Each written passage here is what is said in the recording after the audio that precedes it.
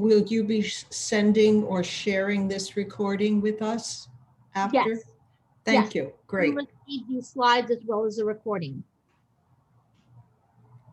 So welcome everybody to today's QuickBooks Online webinar with Kristen Cavateo. Let me tell you just a little bit about SCORE New York City.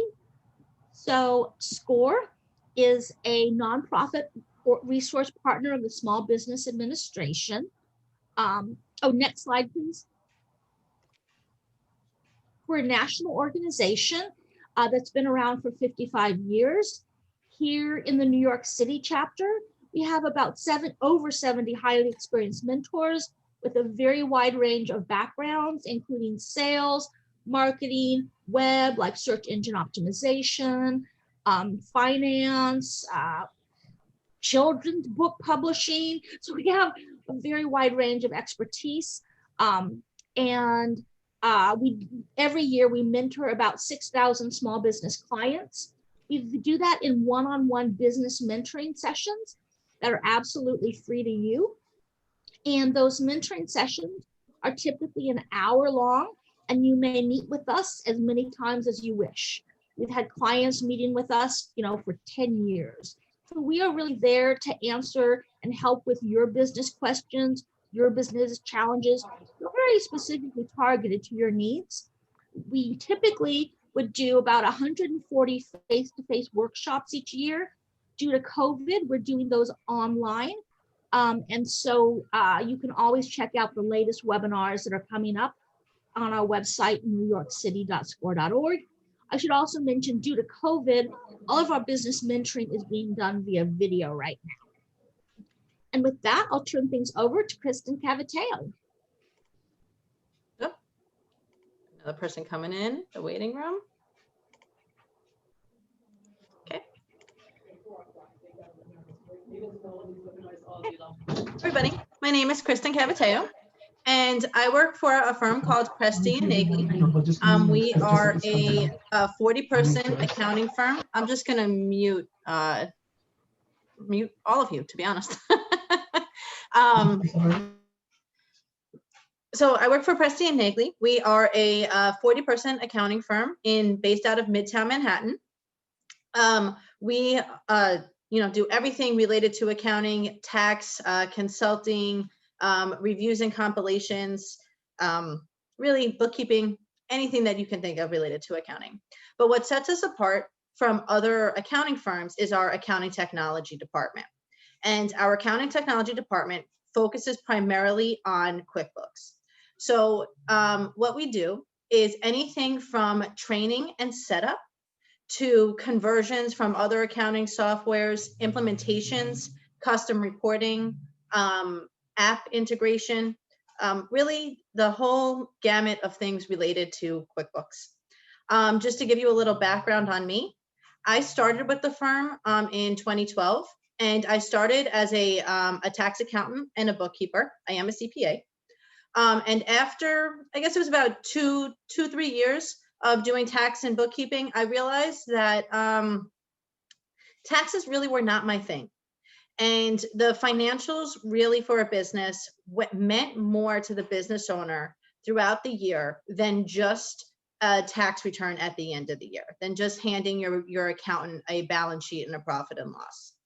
And I was very interested in the process to get there. So helping people get set up, developing workflows and processing this information easily and efficiently.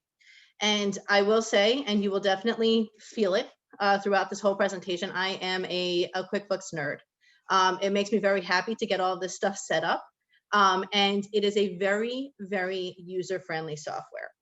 And what I want everyone to kind of think about today is, rather than looking at QuickBooks as an accounting software, because it is, think about it as really organizing your finances. So organizing the money that goes out of your bank and organizing the money that came in. If you think about it like that, it makes it a little bit easier to approach.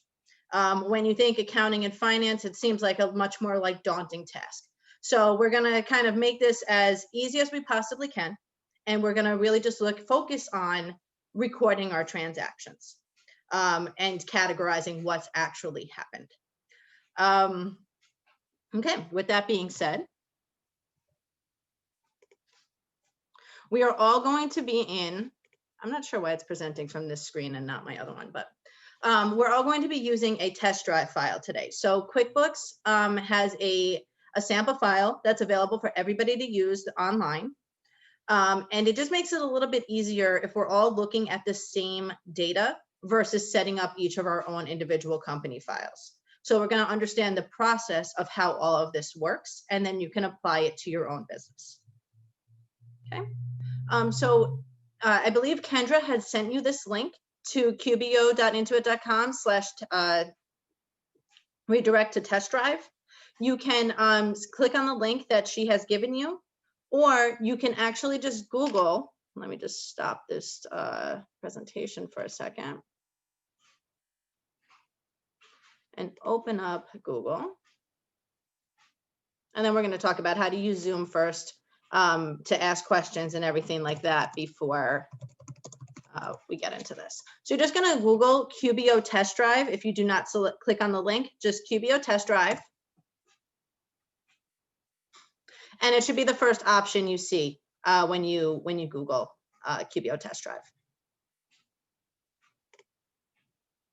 I'll give everybody a minute to get there. Once you click on it, you will be asked to confirm that you are not a robot. Don't believe any of you are, so we're going to go through this.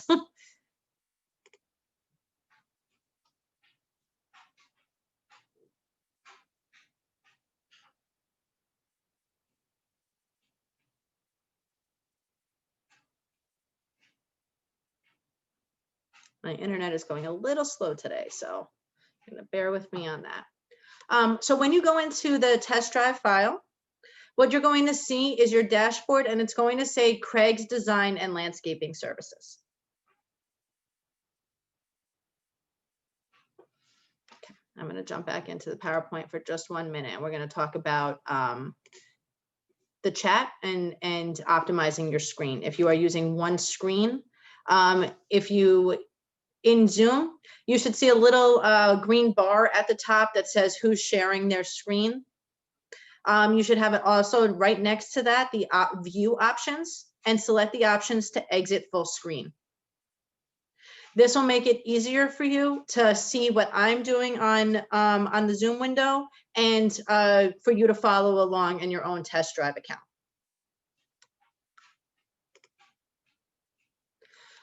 Throughout the presentation, I will stop and ask if anybody has questions. But if you do have any questions that come up, just select the option to use the chat. I have it open on a second window, so I will see the questions as they're coming in, and Kendra also monitors them as well, so I will not be missing them, hopefully. So you should see this under, there should be a little option for chat at the bottom of your window, or you can go to participants and then select the option to either raise hands or to chat there. Does anybody have any questions on that so far? Not at all. I'm good. Thank you. Sorry, I cannot find the QuickBooks. Test drive link? Yeah. Okay, so what I'll do for you is I'll just paste it in the chat, and then you can just use that link there. Now, Christine, the QuickBook text should be Craig Design and Landscaping? Correct. Okay, good. Okay, thank you. No problem. I'm actually just going to close out of this PowerPoint now because my computer is going a little slow today. And we'll just get back into it to finish up in a little bit. Okay. Move you guys over to this side. Okay. So can everybody see my screen? Is this okay? Craig's Landscaping and Design. If I don't see anything, Yes, I'm assuming that we're okay. Okay. So we're first going to cover navigation, and then we're going to jump into banking and recording our bank transactions. So when you first log into your QuickBooks Online account, this is going to be the screen that you see. This is your dashboard. Along the top of the screen, you'll see sample company, which will say your company name when it is set up. My Experts, which is the Intuit support. One important thing to note about that is QuickBooks has very brilliantly set up a pro advisor network, which is outsourced support. So there are over 100,000 pro advisors all over the country who are certified in QuickBooks and are there to help you with any of your QuickBooks needs. QuickBooks, the QuickBooks support is, I mean, it's a support line, so it's somewhat limited. The Pro Advisor Network is made up of CPAs, bookkeepers, accountants, people who are really involved in this and on a day-to-day. Presty and Nagley, the company I work for, we are 40 people and 35 of which are certified in QuickBooks. So we are, you know, all pro advisors. If you look in New York City, if you search just pro advisors in the Manhattan area, I'm number 2. So you don't really need to look for that. Look for a pro advisor because now you guys have met me. Along the side, we have help, so you can search through the forums and blogs and different help pages related to QuickBooks here. The search icon, if at any point today you get a little lost, or I move past the transaction, or you recorded something that we haven't finished yet, if you click on this little search icon up at the top, you're going to see all of your previous recent transactions, anything that you had clicked into, anything that you had modified.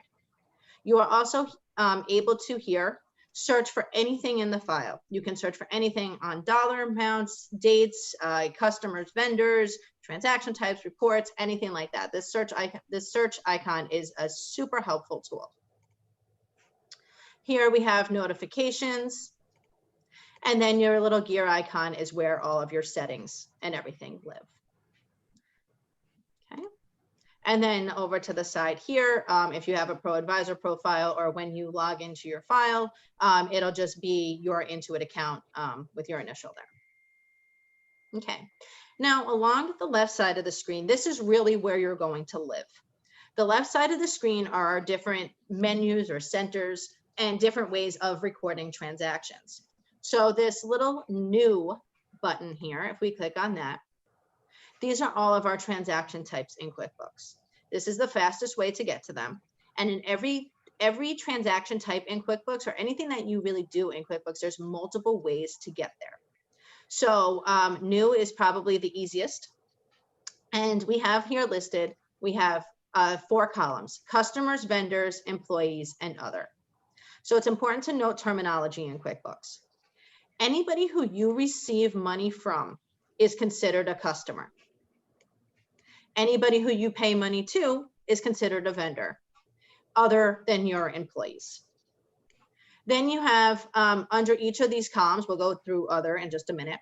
Under each of these columns, customers, vendors, and employees are the transaction types that are specific to those list types. So in QuickBooks, we send customers invoices and we receive bills from our vendors. Under customers, we also have the ability to receive payments, create estimates, credit memos, sales receipts, and other charges. And under vendors, we have the ability to record expenses, checks, bills, pay bills, and so on. Same thing with employees. You have the payroll and time activity. Then you have other. Other are transactions that don't necessarily correspond to any specific customer, vendor, or employee. So although customers are people who are individuals who you receive money from, or businesses that you receive money from, bank deposits might not only come from customers. So that's why it's under the other column. We'll get into that a little bit later in today's workshop, the specifics of bank deposits and why it's not linked directly to a customer.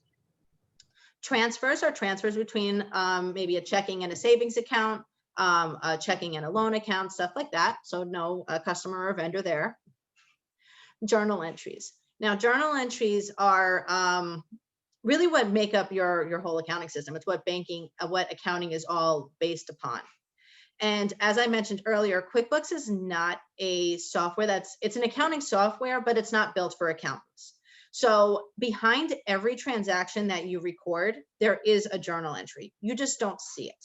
So for every check, there's a journal entry that lives in the background, every expense, bill, and so on.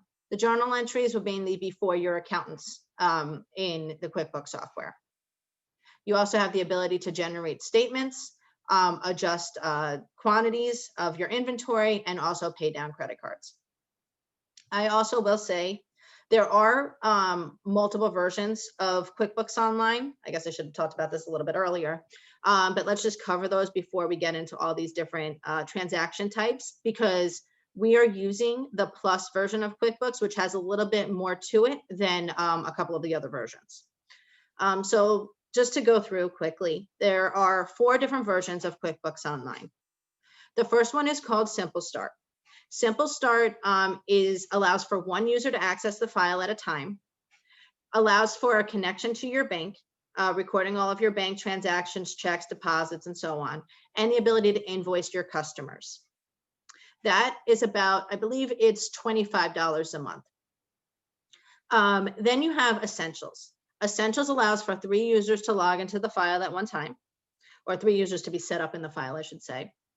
And you are able to do everything that Simple Start does, and you're also able to manage your bills for your vendors, management of accounts payable, as well as additional reporting, filtering. Let's see what else is in Essentials. I believe there's a couple of different item types in Essentials that don't exist in Simple Start.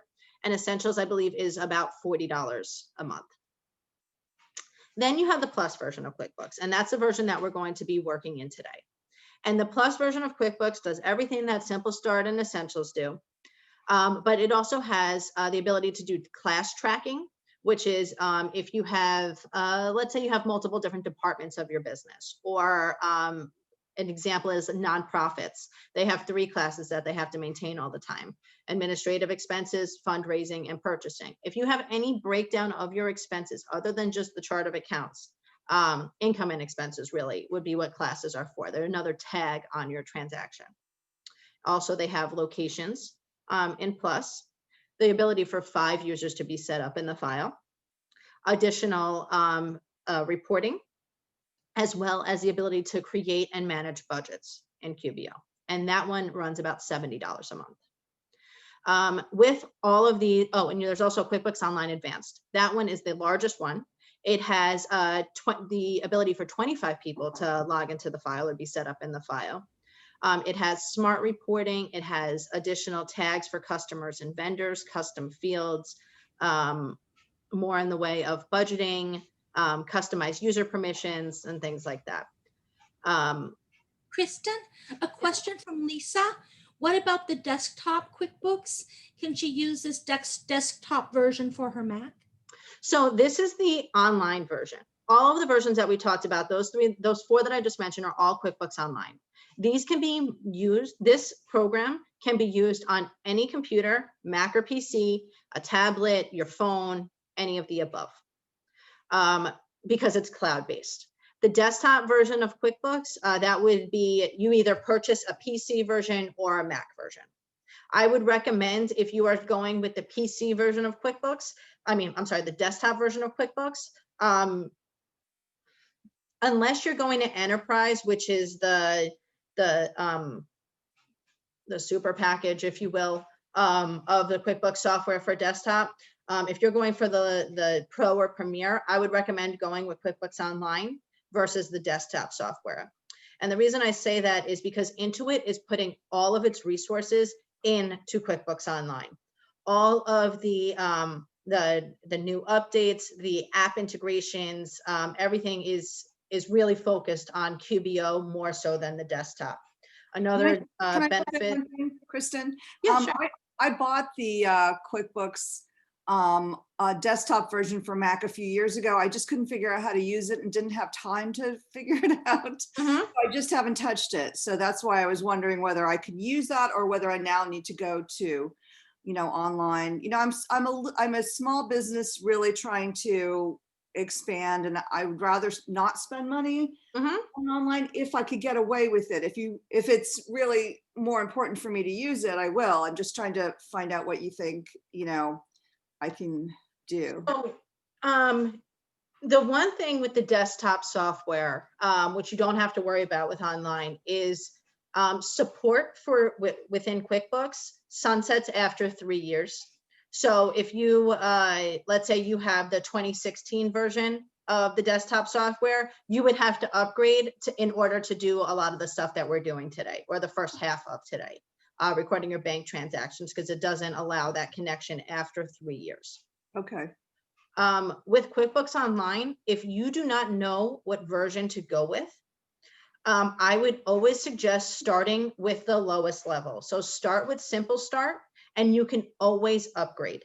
It's always a lot easier to upgrade than it ever is to downgrade.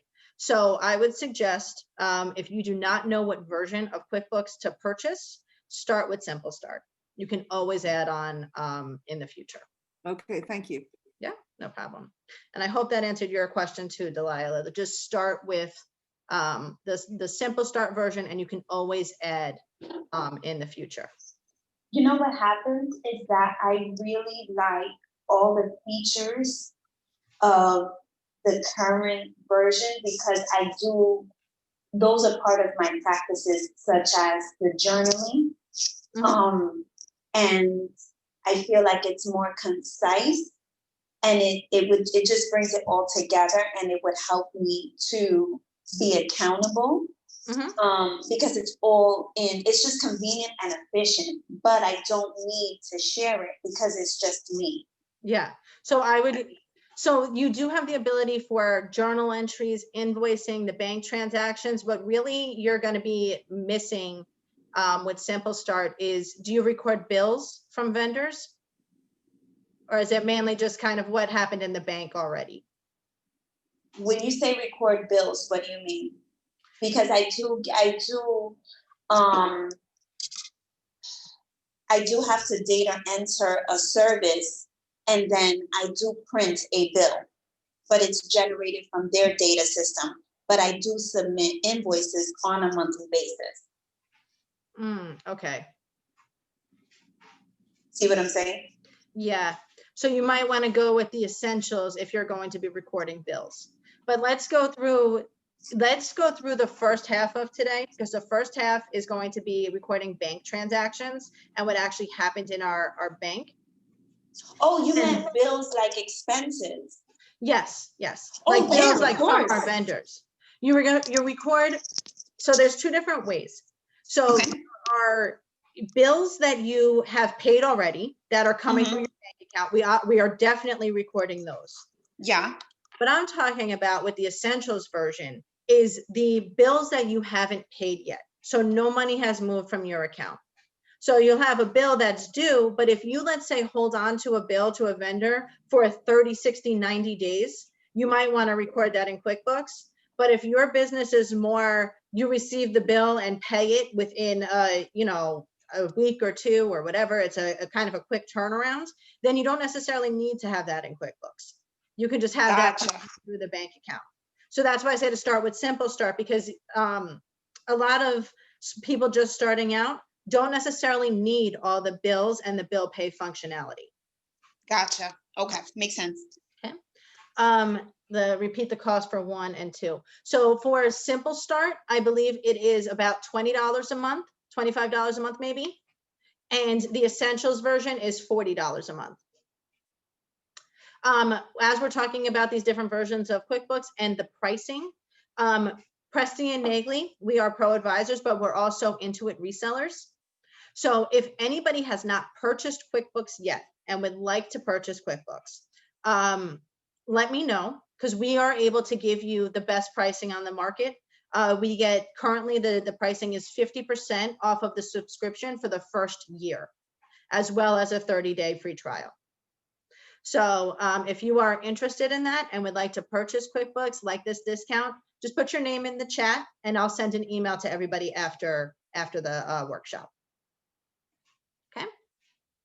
Does anybody else have any questions? I'm sorry, your name and your email. I don't have your emails. I'm seeing the chats come up and people's names, and I don't have the email addresses associated. So Christina, Andrew, so I don't pay bills through QuickBooks. I pay them through my bank account. Mhm. So when the feed comes from my bank, that's where I categorize them and code them. Is Right. that a good process? Yes. Yep. And that's Okay. really where we're gonna, after we get through the navigation here, that's where we're gonna go. We're gonna go Okay. through our bank transactions and how to categorize them and record them in QuickBooks. Okay, great. Okay. All right. So we went through the new button. Here is your dashboard. I typically don't work from the dashboard. I like to go through the menus, but just to go over it. You're first going to see a setup guide. I'm going to hide this because we're going to go through each of these items together. You have the ability to go through different shortcuts and then your bank accounts that you have connected. We're going to go through banking in just a couple of minutes. That's probably one of the most important things to do in your QuickBooks file. You also have the business overview tab here, which is going to just give you a couple of different graphs, bar graphs, and analysis of your profit and loss and your sales and your expenses. You can get this information from your dashboard or going to reports. I personally like reports, but everybody has their own personal preferences once they're in the system. So continuing down the list along the left side menu, this left side menu is going to stay on the screen pretty much all the time. You can hide it by selecting these three little bars up here at the top next to where it says sample company, which would be your company name in the future. So under dashboard, we have banking. Banking is where we're going to connect our bank accounts to QuickBooks and categorize our transactions. We'll go there in just a couple of minutes. Then we have expenses. Expenses, again, is any money that you're paying to a vendor is going to be under expenses. So you have all expenses, checks, bills, bill payments, vendor related expenses are under this tab here, as well as your vendor list. Under sales here, you'll see all of your sales transactions, your invoices that are outstanding or invoices that you've just sent to customers, paid or outstanding, your customer list, as well as your products and services that you sell. Projects, this is only available in the Plus version and the online advanced versions of QuickBooks Online. In addition to your customers, if you want to track specific projects for customers, there's an option to do that in Plus. Payroll. So payroll, you can do, Intuit does offer payroll. There are 3 different versions of QuickBooks Online Payroll as well. I'm not going to go through all of those, but just know that they do exist, and it's an additional fee to your QuickBooks subscription. But it does make it very nice and easy because you enter your employees' information in and you can run payroll directly from your QuickBooks file. Intuit also does, depending on what version you get, take the responsibility of paying your payroll taxes for you, filing your quarterly tax returns, your annual tax returns, and preparing your W-2s. Next is reports. So QuickBooks, all of the QuickBooks files have about, I think it's 120 stock reports, all of which can be customized. So as we are tagging transactions from our bank account, as we are recording anything in the file at all, they automatically update all of your reports. You do not have to do anything in addition to have reports be updated other than just save a transaction.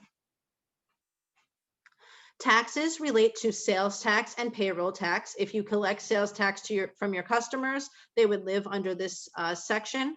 And if you pay payroll, any of your payroll tax filings, your payments, tax payments, things like that would all live here. Then you have mileage. Mileage would be if you are, a small business owner and you want to track the miles that you're traveling to go to clients to get bills back from clients, things like that. Accounting is going to be your chart of accounts and the ability to reconcile. So your chart of accounts is really your listing of categories of how you categorize your transactions. Chart of accounts, categories and accounts are interchangeable. Oftentimes in QuickBooks, there's one section that it's not, but 99% of the time, accounts and categories are mean the same thing in the QuickBooks file. Then you have Reconcile. So reconciling is the process of matching what's in your bank account is matched up with QuickBooks. It's just a confirmation at the end of each month. So when you get your bank statement, when you get your credit card statement, loans, any third-party statement, you want to reconcile and make sure that your records match their records. That's something we're going to go to after we go through the banking section. My Accountant. So up in the on this top menu bar where it says My Experts, that's QuickBooks support. My Accountant, you have the ability to share your file directly with your accountant. Any version of QuickBooks allows you to invite 2 accountants to share the file with you. So if you have a bookkeeper and a tax accountant, or a pro advisor, and a tax accountant, an auditor, you have the ability to add them, and you can add them under My Accountant here, or under the ability to manage users. And you are also able to search the pro advisor directory from this button as well. In your actual files, in your own businesses, you're going to see another app, another item listed here, and it's going to say apps. So what Intuit has done is it's recognized that it is great at accounting software. They have built the largest accounting software, most popular accounting software in the small business market. I believe it has 80% market share, which is huge. And it is because it's very user-friendly and they know what they are good at. So what they've done is they opened up their whole back end, their API, to developers. And there's 1,400 applications that connect with QuickBooks to do things that QuickBooks is not, the best at. So maybe things like inventory management. If you have a warehouse that you're managing and you don't want to do that in your QuickBooks file, you can have another software do that management and talk to QuickBooks and feed data between the two. Things like time entry for your employees, approvals of bills, things like bill.com, CRMs. There's a whole bunch of different softwares out there. So I would encourage you, if QuickBooks doesn't do something out of the box that you want it to do, look through the App Store and see what's available out there. Some of the apps you'd have to pay for, some you don't, some you have to, there's a subscription with them. It's, it's specific to the individual apps. Does anybody have any questions on any of that before we go into banking? Beautiful. Okay, so we're going to select banking along this left side menu and select just the top one, banking. Now, the reason I start here, and I'm going to hide my left side menu just so that we can get more real estate on the screen. The reason I start with banking is if you record all transactions that happen in your bank account, all deposits, that means that all of your income, cash-wise, let me specify that, all of your income would be recorded, all of your contributions would be, as well as all of any loans or anything like that that you received. So if you record all of the deposits, you handled all of those things. Same thing on the money spent. So money that's coming out of your bank account, you would have all of your expenses that you've paid, all loan payments that you paid, credit cards, that have been paid, distributions that you have taken. So your business checking account is really the meat and potatoes of your business. This is where everything flows in and out of. And I say business checking, but I really mean, your checking account, if your business has any credit cards, things like that. So any account that your business has with a third-party financial institution. So checking accounts, savings account, credit card accounts, loan accounts, we want to record all of that in your QuickBooks file. 9 times out of 10, those payments, and you'll find where all of those other accounts are in your checking account, because your checking account, your business checking, is going to be paying your business credit card, your business loans, and things like that. So as you go through your checking, you'll start to uncover all of these other pieces of your financial framework. So up here at the top, we have listed 3 different accounts that are connected to the company file. We have a checking account, a savings, and a MasterCard. And to add an account, this is a sample file, so I can't actually add an account, but I'm going to just show you how to get there. We would select the option to link account. When you first click into this screen in your brand new company file, it's going to ask you to just add an account. But once they're already added, we would just simply click link account. And then QuickBooks is going to ask you to select the bank. So here are a list of popular ones, but there are thousands of banks that connect with QuickBooks. You know, credit card companies and whatnot. I can't think of one off of the top of my head that I know that does not connect, but you would select the bank account here. So let's say I have Chase. Once I select Chase, it's going to ask me for my login credentials. So my online banking credentials, and then it's going to pull up all of the accounts that are associated with that login. And I only want to connect anything that's related to my business. Just for audit purposes, for tax purposes, and really anything like that, you do not want to have your personal expenses mixed with your business expenses. Although it does happen, I do understand in small business, it definitely happens a lot that you might use your personal account to pay for your business, but you really want to try to keep it as separate as you possibly can. And the accounts that you connect to your file should really only be your business checking accounts. Once you connect your bank, it is also very important to know QuickBooks is not moving any money around. QuickBooks can move money around for you, but those are additional services. Those would be things like Intuit payments or bill pay, things like that. QuickBooks here is literally just pulling data from your bank. It's pulling the dates of transactions, it's pulling the bank description and what was either spent or received.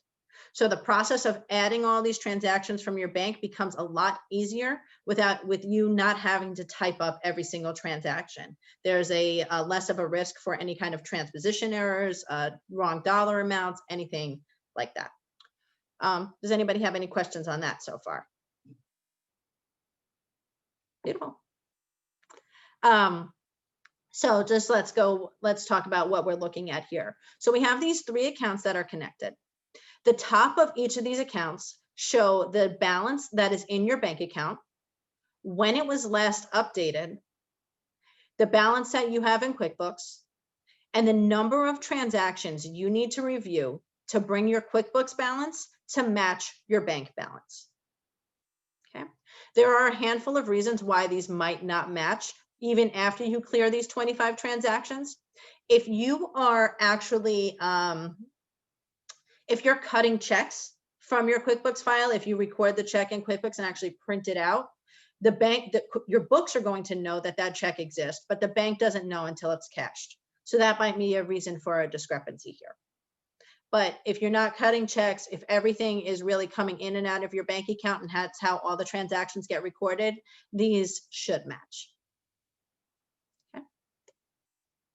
We keep going down. Oh, just a note here. It says updated moments ago. It shows you the last time it has made a connection with the bank, the last time it's talked to the bank account. If this says anything other than updated moments ago, over to the right of the screen, you can select the option to update. Just hit this button and it will refresh that information. So as we go further down, we also have 3 tabs here. We have for review, categorized, and excluded. So for review, these are the 25 transactions I have to review to bring my bank balance to match my QuickBooks balance, or vice versa, I should say. Once they are reviewed, they move to the categorized column. And then you have excluded. And 99% of the time, you should not have anything under excluded. Even if you have personal transactions coming out of your business account, you do not want to exclude them. You want to create an account, or you want to create an account called something like personal expenses or owner distribution, something like that. You do not want to exclude anything from your bank account unless it's a duplicate. Maybe you have another software feeding data into QuickBooks and there's duplicate transactions. That would be really the only reason to exclude, or maybe it's outside of a time frame. Any other all other transactions that are coming in, you want to have every dollar that came into your bank recorded and every dollar that's spent recorded as well. Okay. With that all being said, let's continue down the screen. And we're actually going to start adding transactions to our QuickBooks file. So as we scroll down, we want to make sure that everybody has this sorted by date.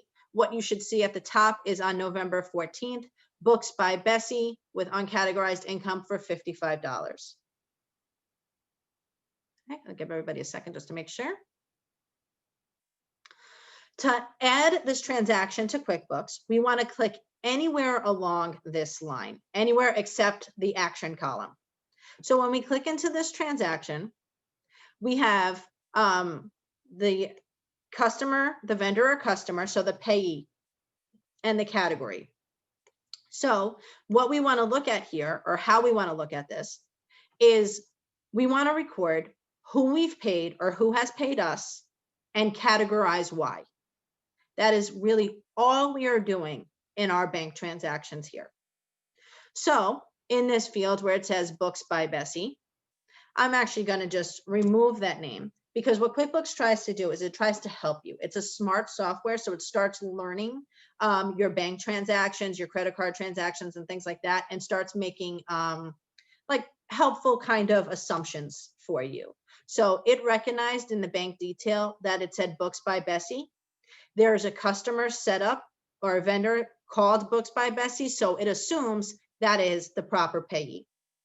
We're going to mess with QuickBooks Head a little bit, and we're actually going to change that. So where it says select payee, we're going to just change it, and we're going to call it Bessie's Books.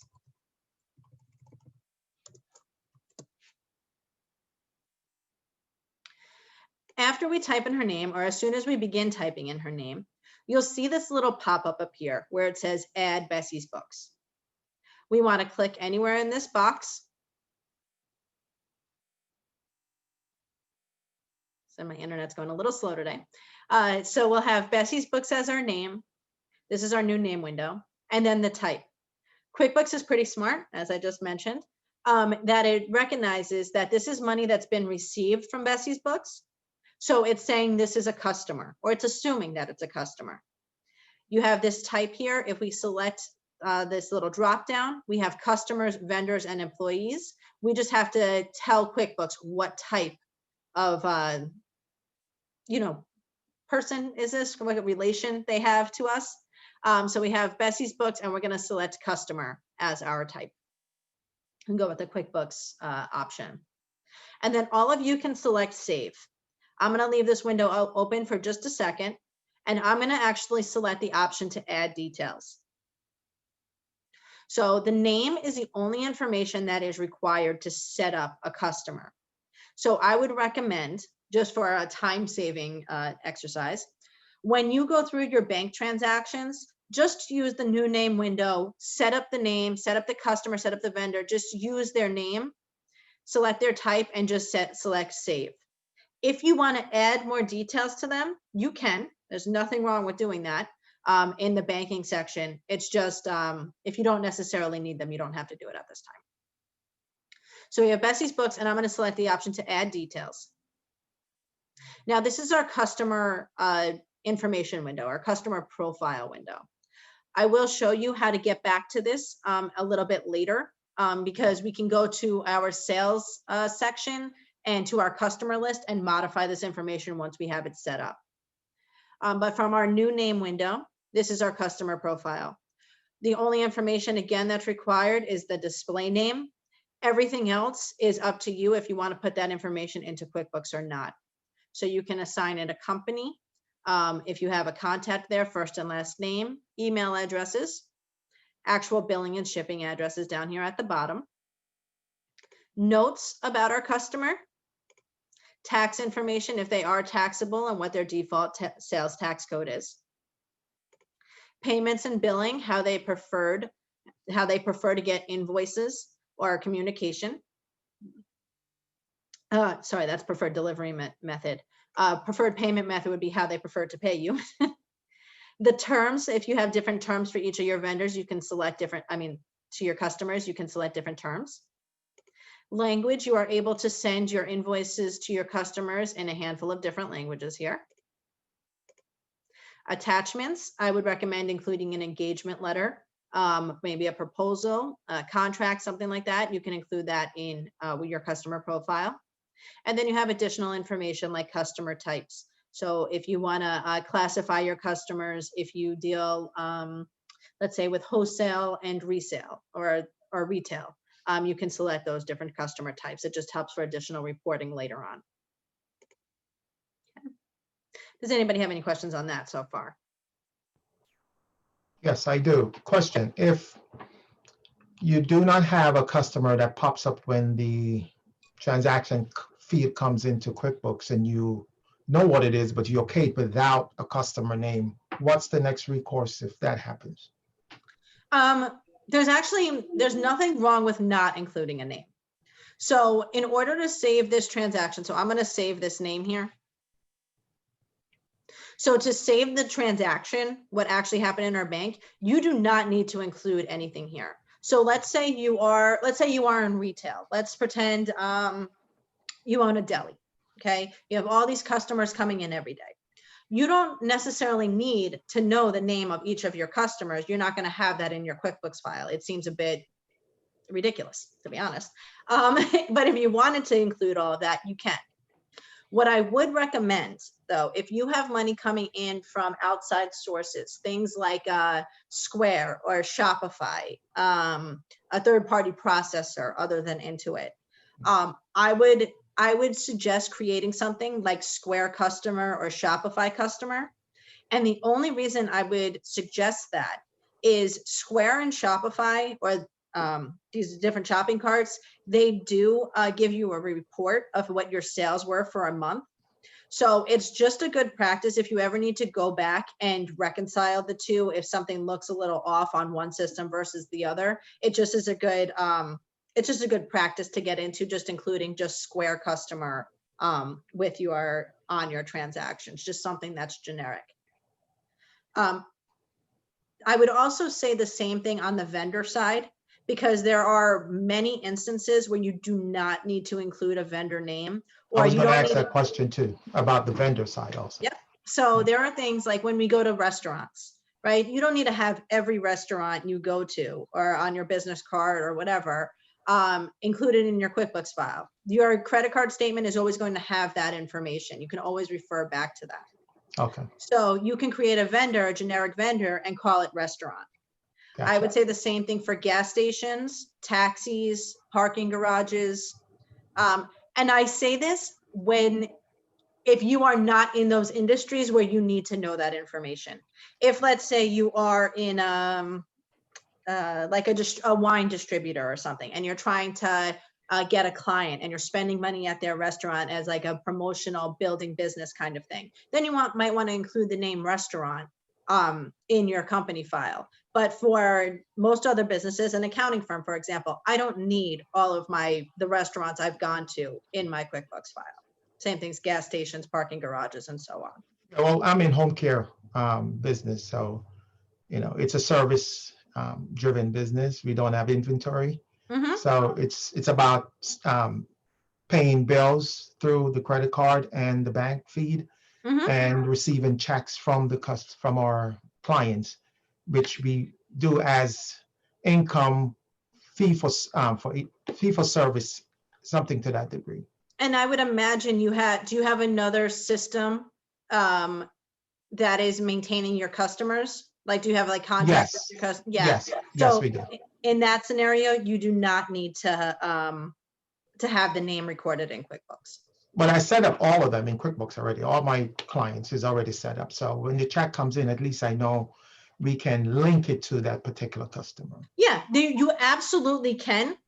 You just don't necessarily have to. And it is a good practice when you have two different systems maintaining information like this, especially financial information. You want to make sure that they both match up, because if that's, and you have to decide which one is going to be your system of record. Which one do you rely on more? Do you rely more on the outside system where you're maintaining the billing and invoicing to those customers, or are you going to refer to the QuickBooks side of it, which is cash that's being actually received?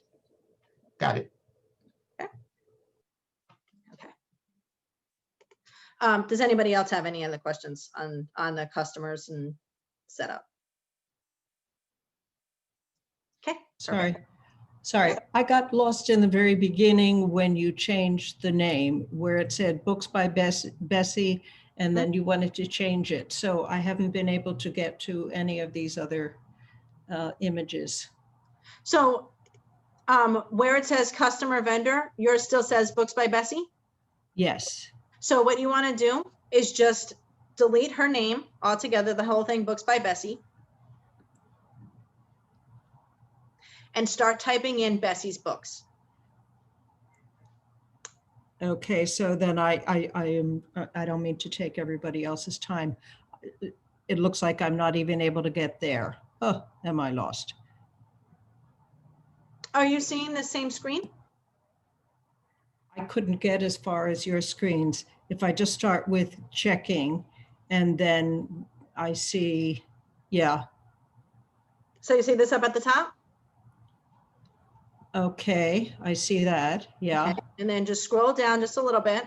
yeah, And you should have your list here sorted by date.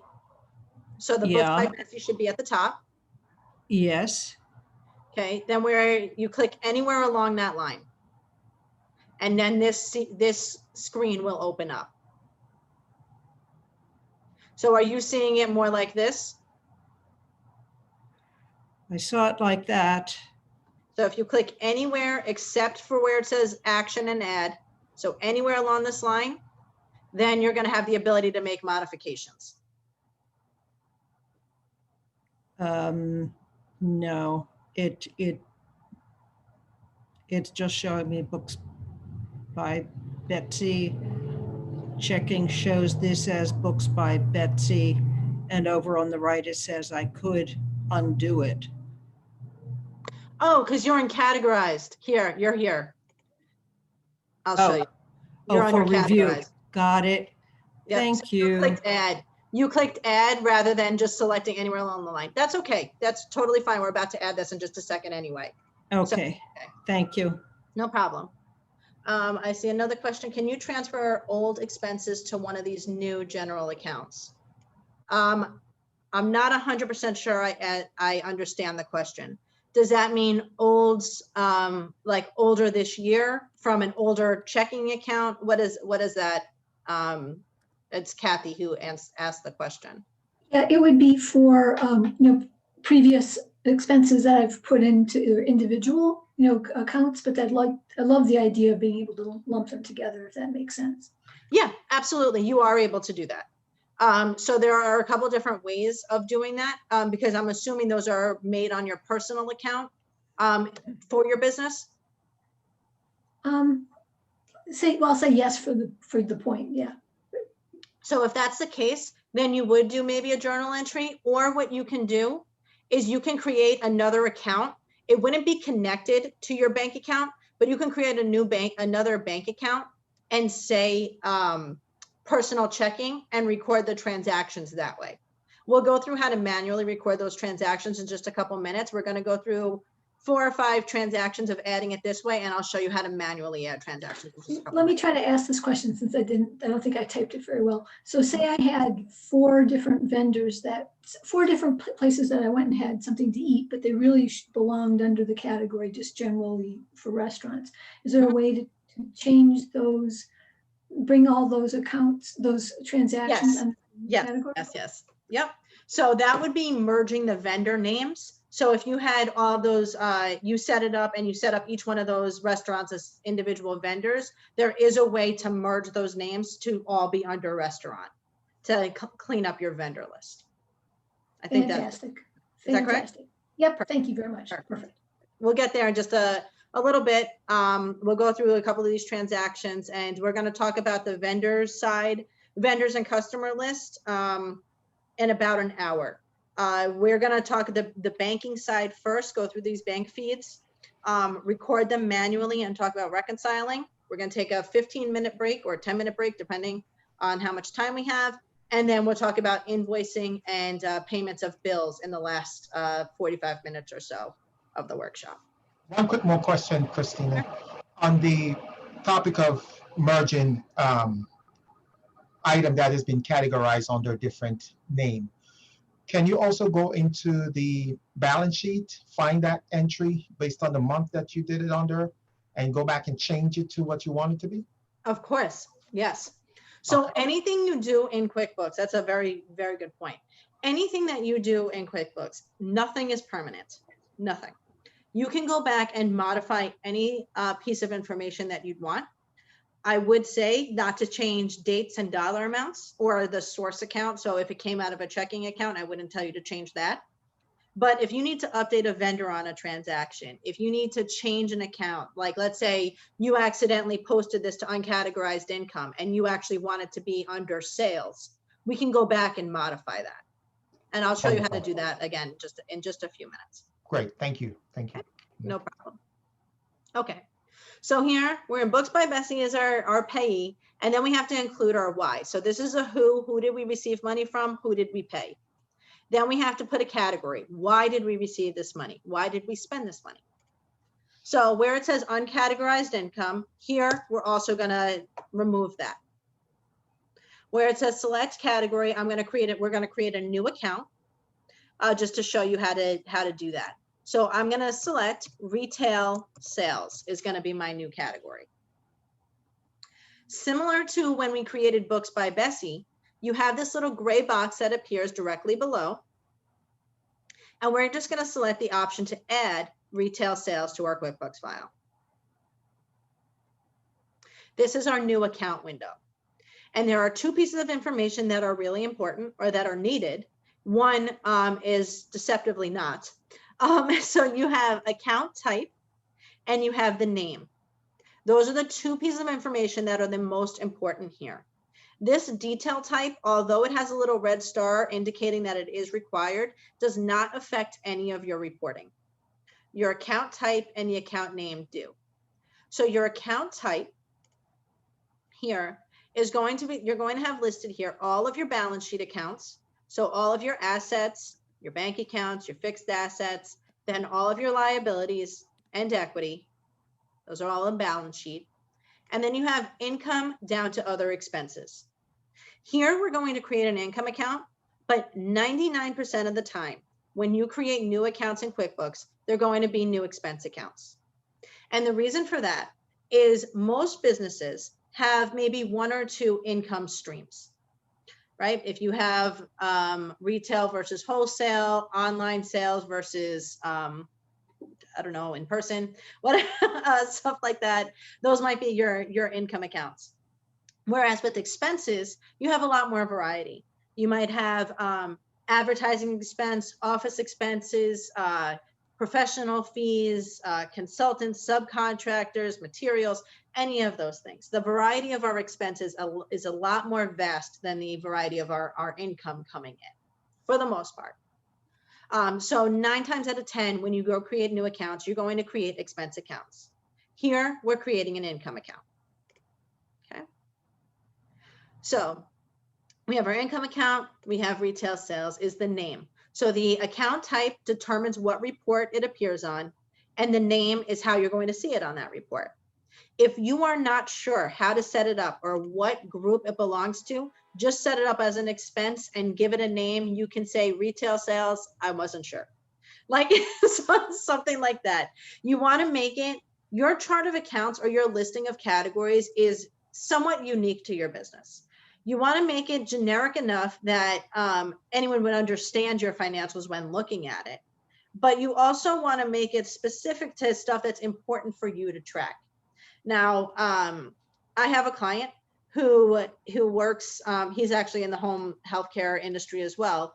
And he has all of his accounts broken into subcategories. So he has, bank charges, and I'll have ACH fees, credit card charges, merchant fees, different things like that.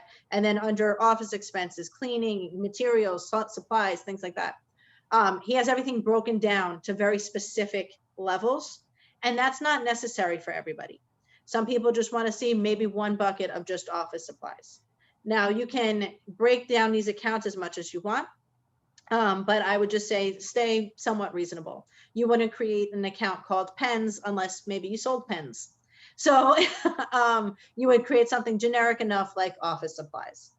One example I'm going to give in just a little bit is training expense. So again, to the home health industry, you might want to track training because you have a lot of training for your employees in order to go out to people and to help them.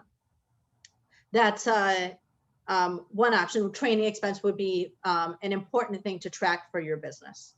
Whereas maybe you are a nutritionist and you go to training classes, you go to different programs and stuff, but training expense is it's not really a major part of your business. So you might just lump it under office expenses or something like that, or maybe continuing education, something along those lines. It might not be, you want to track something that is, that's important to you, something that's in a big enough of a bucket that's important for you to track, if that makes sense. How do you give income to come up as an account type? Not giving me that choice. Under account type, it doesn't give the choice to, that's odd. Under detail type, like, because account type shouldn't change. When you're in this new window, you should always be able to see this whole list.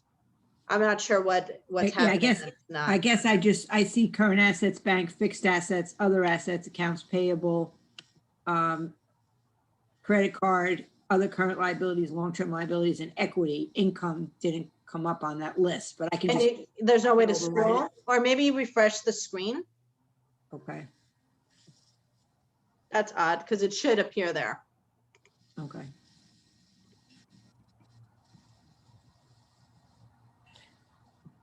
All right, I'll figure it out. Yeah. Yeah, I believe the income type is under equity. Yeah, it's directly below equity. So you see equity, right, and then you'll see income right below it. Right. Okay. And then you have your detail type. Like I said, this doesn't affect reporting at all, but if you are an anal person like me, I'm an accountant, it's my nature. I'm gonna select detail type and just call it other primary income.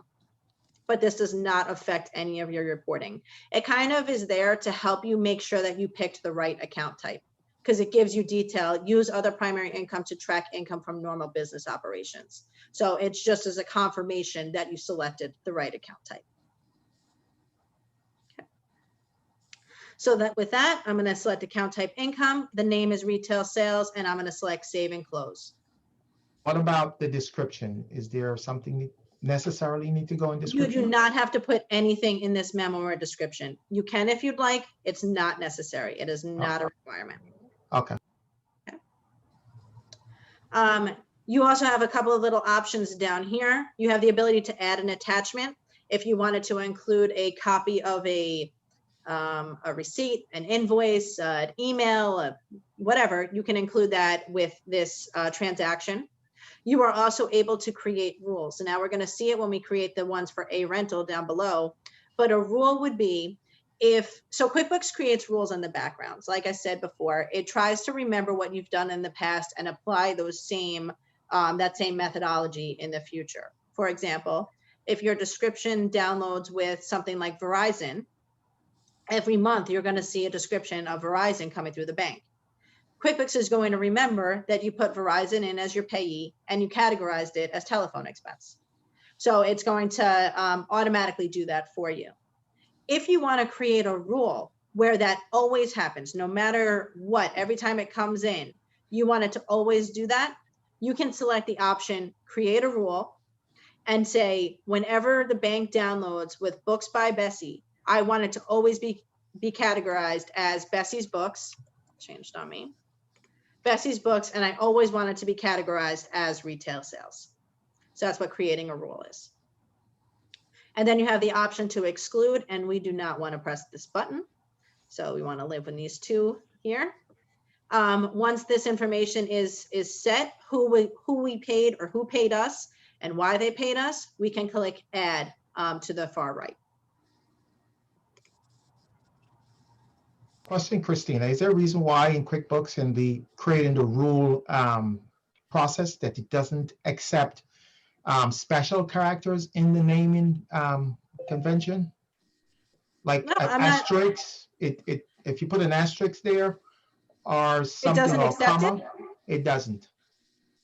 So I know with starting with a comma, That's So a let me tell- programming thing. Right. Mhm. Because I know if I put it into Excel, if it starts with a comma, it doesn't like it, or if it starts with a the single quote, it doesn't Right. like that. It has Yes. to be something related to programming. Other than that, I'm not 100% sure why. Okay, because sometimes I have to go and change the rules because the name is different when it comes in a second time. Mm-hmm. Yeah, I'm not sure why it does that. It's just sensitive, and I think some characters are affect the back end programming of it differently than others. Okay. Okay, so now to continue on, we're going to look at these next 3 transactions, these 3 for a rental.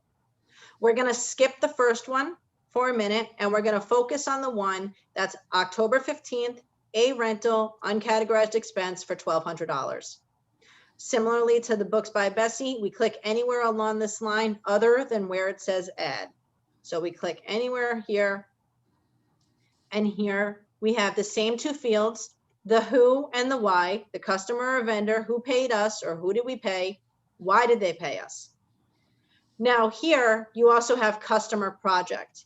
So you are able to do a bit of job costing in QuickBooks. So if you want to track how much a particular customer or a particular, I guess customer would be the right way to put it, has cost you to complete that sale or complete that job, you can tag the individual expense transactions to a specific customer.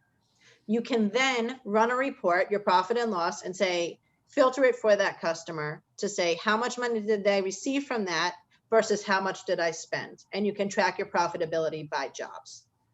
That is, again, that's a feature that's only available in the Plus version of QuickBooks, but that's the test drive file. You then have this box of billable. So if you, let's say, get reimbursed from your customers, maybe for travel expenses, this is a way to record them. Then when you go to create the invoice, you'll get a little pop-up saying, there's expenses outstanding. Do you want to bill your client now? So it's a good way for those travel expenses, those reimbursements to not get lost, because they're automatically going, well, not automatically, but they will be tagged and then automatically pop up when you go to create an invoice. Okay. So to continue here, just like we did for Bessie's books, here we don't have a name that pops up. We're going to create one. So where it says select payee, we're going to create a new one, and we're going to call it A1 rental. Again, we see that little nice pop-up, handy pop-up appears. We click add A1 rental. And this time, again, QuickBooks tries to be smart. It says this is money going out of the bank, so this must be to a vendor. We select the option to save. I'm going to ask all of you to save, and then I'm going to select the option to add more details here.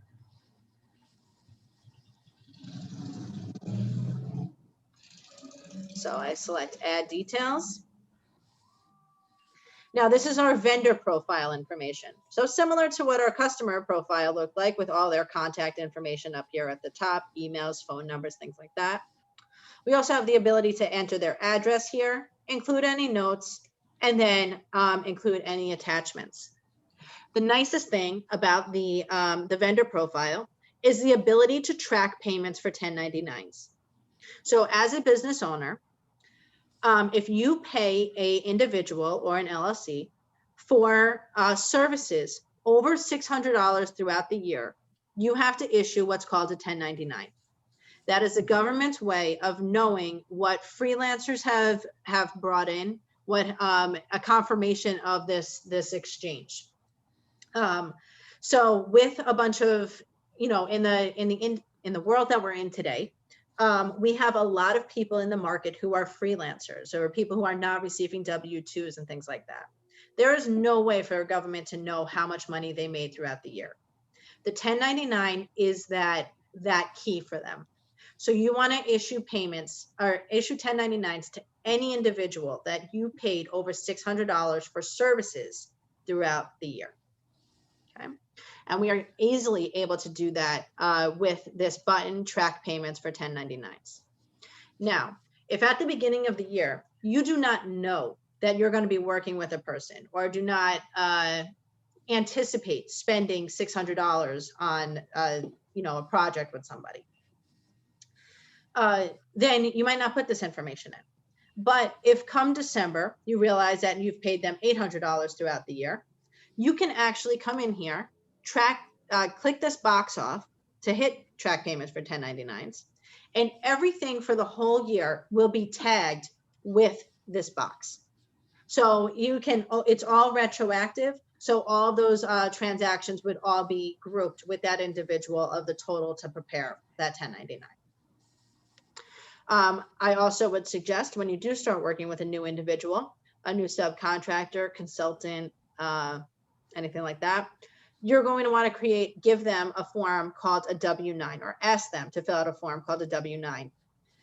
Best practice would be to attach that W-9 to their vendor profile in your QuickBooks file, just for easy reference. That W-9 would give you their address, their street address, their tax ID number, and you would obviously check this box for tracking payments for 1099s. Does anybody have any questions on that? Are 1099s required if a vendor is an LLC? Yes. 1099s are required for individuals and LLCs and partnerships, not corporations.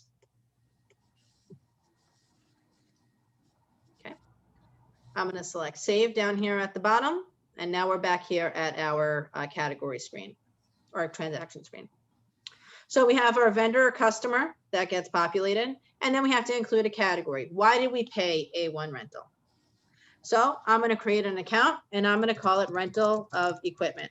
Now, I've worked in this file many times, and I know that there's equipment rental, which is what I would typically call it. But I just want to get you guys in the habit of seeing, or I want to get you guys familiar with seeing the new account window. So we're going to create an account, call it rental of equipment, select the option to add. Here, again, we have account type is showing up as bank. That's the default. We're going to select the option to create an expense. And then using our detail type here, there is one for equipment rental, so I will select that.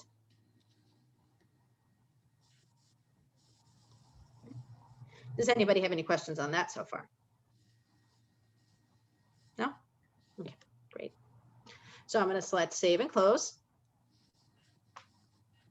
Okay. Now, if you notice, there were 3 transactions for A1 rental when we started this process. It still are 3 transactions. You have A1 rental, rental of equipment for $1,200. If you look directly below this transaction on September 22nd, you have A rental. It automatically populated for me A1 rental based on my other transaction, as well as rental of equipment. So this is QuickBooks learning what you're doing and categorizing your transactions based on your previous history. Now here, I'm going to put in a customer here. I'm going to put in Amy's Bird Sanctuary because I know we're going to create an invoice for them later. You do not have to do this. I'm just going to do it to show you how it actually works. And I'm going to check the box for billable.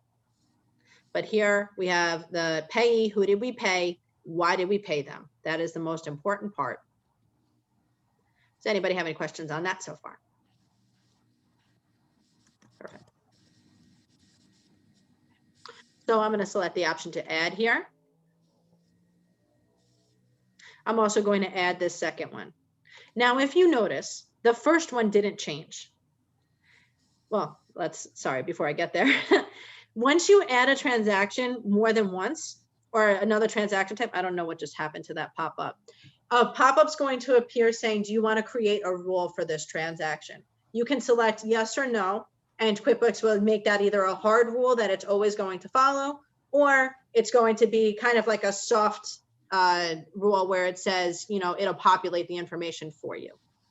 You also have the ability on those creating of rules for it to automatically add to your QuickBooks file. I personally don't like that, but it's just, it is something to use for things like, Verizon, telephone expense, stuff like that. I have a question. Sure. These filters are kind of like the filter feature in Gmail where we can send specific emails to spam or to certain folders. Am I understanding the function of this? Yeah, like Okay, creating rules for that. Exactly. Like if Okay. you saw for I don't know why Best Buy was the first thing that came to my head, and you're like, I don't Okay. shop there. This is always going to be spam. It's the same exact thing. Gotcha. Okay, sounds good. Yeah, no problem. Okay, so before I saw that pop up, this is where I was going. So if you notice this top one for A rental, where this money is received for $200, that one didn't change. And the reason it didn't change is because QuickBooks recognizes A1 rental is a vendor. Based on terminology in QuickBooks, we pay our vendors. Customers pay us. We receive money from our customers. So QuickBooks says this is money that's being received. It doesn't like that it's coming from a vendor. We can add it to the vendor, but as far as the rule goes, as far as QuickBooks learning what you're doing, it's not going to pick that up. But we are going to put it to the same thing. We're going to select a payee and we're going to select A1 rental. And now the category. So when you return a product, when you remake a return or get a discount back or a refund back, something like that, you don't want to categorize that as income. That's not income. That's a reduction of the expense. So just to give an example, if I go to Staples and I spend $500 and I get $100, I go back and return $100. I didn't spend $500 on office supplies and receive $100 of income. I spent $400 on office supplies. So it's the same exact thing here. We're just going to select the account that this money should be offsetting. So we have A1 rental. It's a deposit refund. This is not income. It clearly says it in the bank detail. So I'm just going to put it to the same place I put the other two transactions of rental of equipment. And then select the option to add. Does that make sense to everybody? Yes, that's exactly how I normally refund that comes back that pertains to a previous expense. I code it exactly the way the expense was coded. That makes me so happy to hear.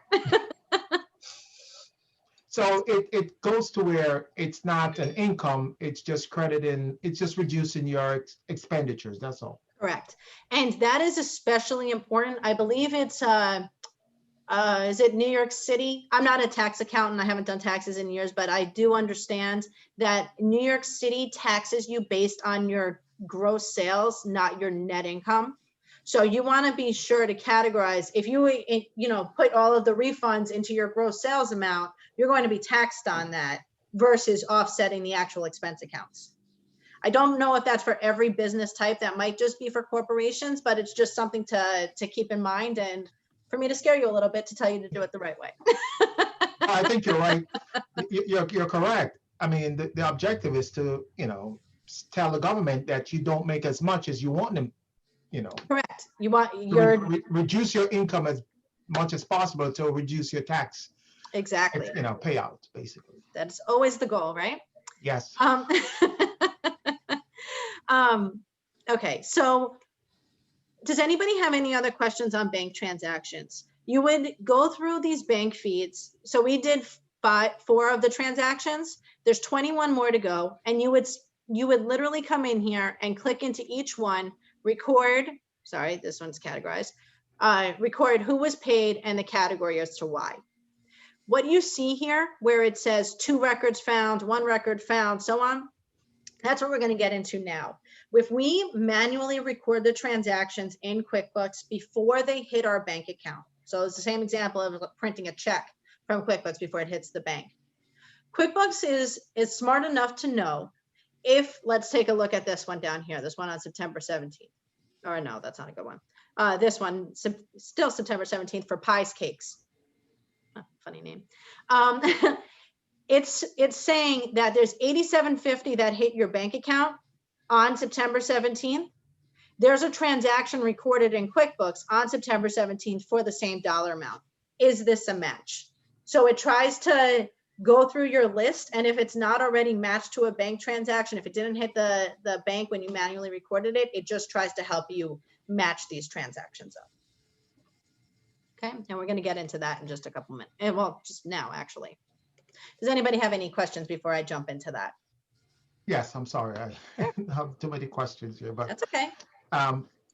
So as it relates to credit card payments through the bank account, I pay a credit card through the bank account. The feed comes in from the bank showing a transfer from my bank account to this credit card. That credit card is linked to QuickBooks also. I categorize all the entries from that credit card when the feed comes in.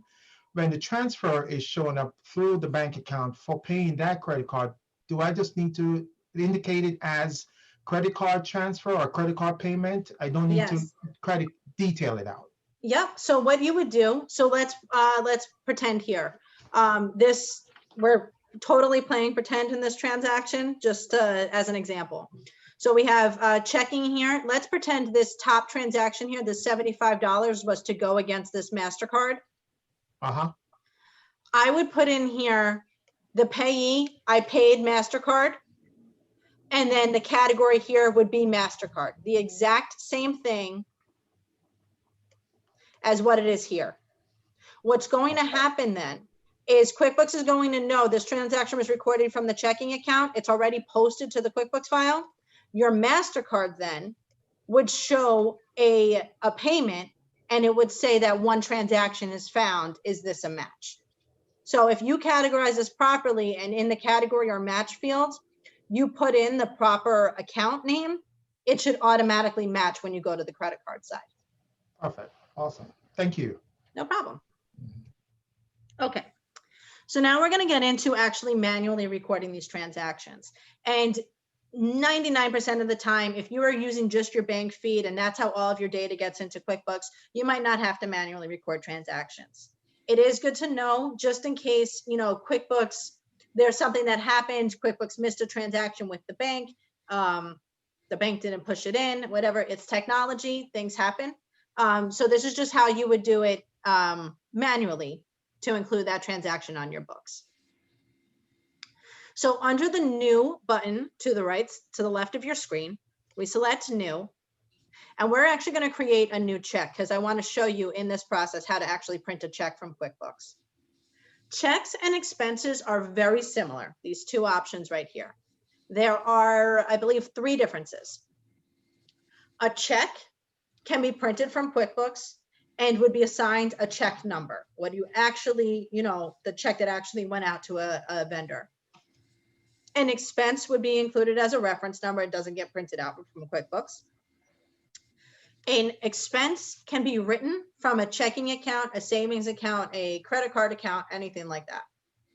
However, a check can only be written from bank accounts. So those are our main differences here. We're going to go with the check. The screens look identical other than those differences. So if I select check here, and we're going to wait for my screen to load for a second. Yeah. This is our new check window. In the upper left corner, we're going to record who we've paid. So I'm going to let's put in score here. So the payee is score. That's who I want to address my check to. And I'm going to select that option to add score. It's the same thing that we saw under our bank feeds. The name is going to be score, and this is recognizing, QuickBooks recognizes this is money going out. It is a check, so it's selecting vendor. I'm just going to select save here. Next is our bank account. Where did this money come out of? So we have our checking account here. We're writing this money out of our checking, and this is going to show you your book balance, not what's in the bank. Your books may know things that the bank does not. For example, outstanding checks. The bank doesn't know those checks exist until those checks are cashed. So this is your book balance of your checking account. You can include a mailing address here. If let's say you wanted to have it in one of those little mailing envelopes, this would actually print onto a check there. So I'm just going to use my office address here. We can include a payment date. I'll just leave it as today to keep it nice and easy. If you hand wrote a check, you can type in the check number here. But if we want to print it from QuickBooks, we're going to check this box here to print later. Then down below, we're going to put in the category, why did we pay score? So I'm going to create an account. Let's go to training expense, the same one that we were talking about earlier. So we have training expense here, similar to the bank feed. You get the little gray add button again. We're going to select it. We're going to select our account type. It's an expense. QuickBooks, in the bank feed, it's not as smart. In the actual checking transaction or deposit, it does recognize the account type. It defaults to expenses rather to bank account. The detail type for this, we're just going to use the general option. We'll just call it other business expenses. And just to show you how this looks on your profit and loss, I'm going to make training expense under, let's see, is there continuing education? Let's just put it under office expenses. Okay. This sub-account feature is very nice, especially for, professional fees is good to break out the difference you pay to an accountant, a lawyer, a consultant, things like that.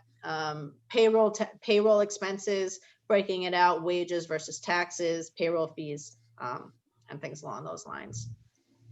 So we have the account type is expenses, the name is training expense, detail type is other, and the sub-account, it is a sub-account of office expenses. Once all that's populated, we select save and close in the bottom right. Now we have a description. So since we're printing a check out of QuickBooks, this description is not going to print on a check. It's going to print on a check voucher, a payment voucher. The memo down here will actually print on a check. So I'm going to put the description here, QBO training 1015. And then in my memo, just to make them different, QBO training, and I'll exclude the date there. As our dollar amount, let's just put $100 in there. And that's the only information that's needed. We can ignore this billable tax and customer. This again would be if you want to track your expenses by customer or if you want to bill them back in expense. Okay. When we are creating a check, we populated it all, but there are 5 pieces of information that are needed. Okay. We see these, all of the transactions we've recorded have had these 5 pieces of information, but from the bank feed, 3 of them are recorded already. So just to go through what they are, we have the who we've paid, why did we pay them as our category, where did this money come from is our bank account, when did it happen, and for how much. So those who, what, when, why, and how, those are all included on your check here. Who did we pay? Why did we pay them? Where did it come from? When did it happen? How much was it? So those 5 pieces of information are included on every one of your transactions. Okay. Does anybody have any questions on that before I hit the option to print? Okay. So here, when I'm in the check, I can print the check directly from here. I can select the option to print check along this black bar down here at the bottom. So I select print check. Now, something that's important to note, QuickBooks does not actually generate a check that can be cashed at a bank. QuickBooks only populates information onto a check that you've received from the bank or ordered from a third party or QuickBooks, prints that information onto a check. So here we would have to align our printer. We'd actually take that check that we received from our bank, put it into our printer, and the printer and the QuickBooks will fill in all that information for us. In order to have that work, we would just set up our alignment. You'd put a check in the printer and just make sure it prints out properly. I don't have a sample check, nor do I have a printer at home. So I'm gonna say, yes, I finished with my setup, but it's a pretty easy process. You just take the check, put it in your printer and run a fake check through it, just to make sure all of the fields line up properly.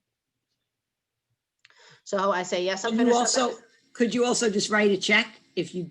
Yeah, you can just handwrite the check too. You don't Okay. have to print it out. Just double checking. The benefit of printing it out is if you print a ton of checks, if you print multiple checks a month, when they come in through your bank feed, they're only going to say check 1001, 1002. It's not going to have all that detail. So you would have to go back to your checkbook and populate that all. If you print the checks for QuickBooks, you wouldn't have to do that. If you write 1 or 2 checks a month, handwrite the check. It makes it nice and easy. But if you're printing, 50 checks a month, I would suggest doing it from here. Got it. Thanks for that. No problem. So this is going to be our print check window after we align our printer and make sure that all of that's set up. In the upper left corner, we select the account that we're printing these checks from. These are all going to be coming out of our checking account. Again, you're going to see the book balance. This is not the bank balance. This is our book balance. And the total of the checks that are selected in this list. We only have one here. The information we need to populate on our first check run, and then ensure it's correct in the future, is our starting check number. Because QuickBooks is printing on actual check stock, it's not generating check stock, you need to tell it the number of the check that you first put into that printer. So 1001 might be voided because you did the alignment. So we start 1002. That's going to be the first check that's in that printer that QuickBooks is going to pull and put this information on. QuickBooks is then going to assign the check that number. And then the next time you go to print, it's going to say starting check number 1003. It's going to keep a record of the last checks that it printed. You can always modify this in the future. If you hand wrote 1003 and then you started 1005, you would just modify it just to make sure that it is correct. But it will keep a running tally and keep that consecutive number going for you. So I select the option to preview and print.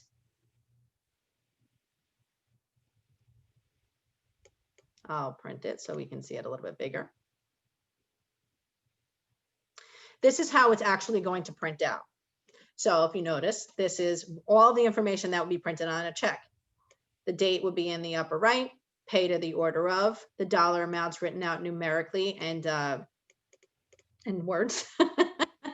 The address that would appear in the envelope, the window envelope, and then the memo that we included. As we scroll down, this is, I'm sorry, I missed something when we were talking about the alignment. There are 2 different checks that are supported with QuickBooks. There are voucher style checks and there are standard style checks. I would always recommend with going the payment voucher. And the reason I say that is because 1 sheet of paper equals 1 check. The standard is 3 checks on 1 sheet. And the reason I suggest going with the one sheet per check is that printing is going to be significantly easier. Unless you print checks in multiples of 3s, you're going to always have to handwrite one of those checks that's on there because your printer's not going to grab it correctly if it's just 1 or 2 checks. So if you use the payment voucher style, you have the check at the top with 2 payment vouchers.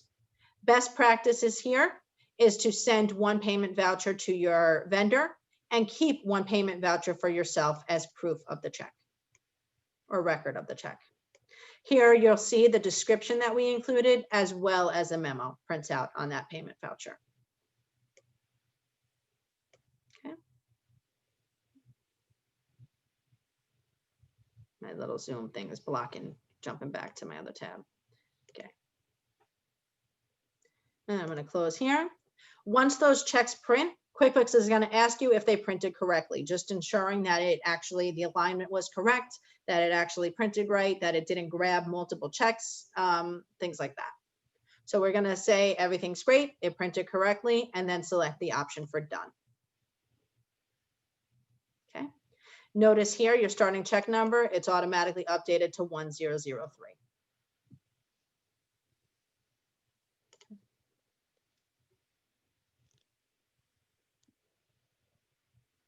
Okay, now we're going to go move on to creating deposits, receiving this money, making a sale. So again, on the left side menu, we select the option to add new, and under the other column, select the option for bank deposit. Okay.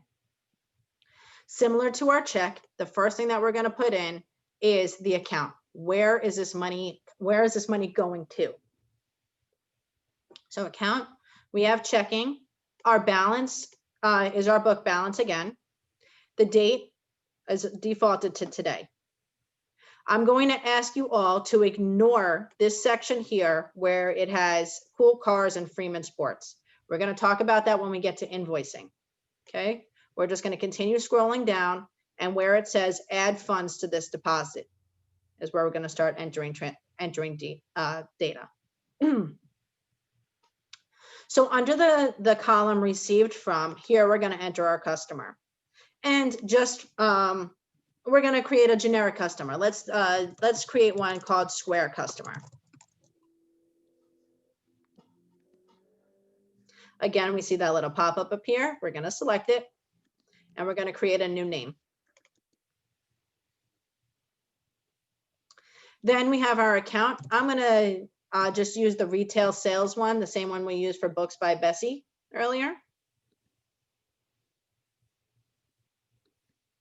We can then include a description if we'd like, a payment method and a reference number. Those are all fields that you can use. They are not required. The dollar amount, though, that is one of those things that we would need. So let's bring our bank account positive. I know that it's negative 644, so let's go $1,000 is our deposit.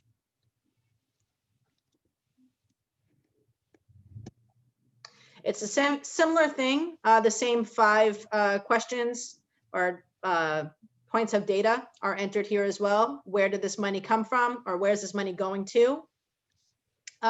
When did this money get deposited? Who did we receive it from? Why did we receive it from them? And how much did we receive? With all of that, you can select Save and New at the bottom. However, I will say, anybody who uses a third-party processor, such as Square, knows that a $1,000 deposit or $1,000 worth of sales, you don't actually receive $1,000 from Square on that deposit. You're going to be paying a credit card fee. What you can do, and it's totally acceptable, you can either net your credit card fees in your deposit. So if, let's say, this $1,000, it actually hit the bank at $970, I can just put that as my sales, net it against my credit card fees. However, if I wanted to track my credit card fees, I want to say I received $1,000 in sales, and then I paid a bank fee. So here, Square Customer is who this is related to. I'm going to select bank charges. And then in that second line, under the $1,000, I'm going to put minus 30. And the reason I do that is because a bank deposit from a credit card processor is typically 2 transactions in one. It's the sales you received and the bank charges you paid. So these 2 lines represent each of those 2 things happening. Money you received, I received $1,000 from a customer, but I had to pay Square in order to receive that money. So my deposit hitting the bank is $970, and that's totally okay, again, to record $970 as your net retail sales. However, if you want to include your credit card charges, if you want to track what you've paid, you can include bank charges as a second line and minus the credit card amount, the credit card fee amount. That makes sense to everybody? Okay. Yes. Perfect. I take silence as a yes. That's okay. So we have 970. It'll show us at the top what our total deposit is. It'll also show multiple other fields here. Total deposit. Okay. So if we're good on this, I'm going to select the option to save and close down here at the bottom.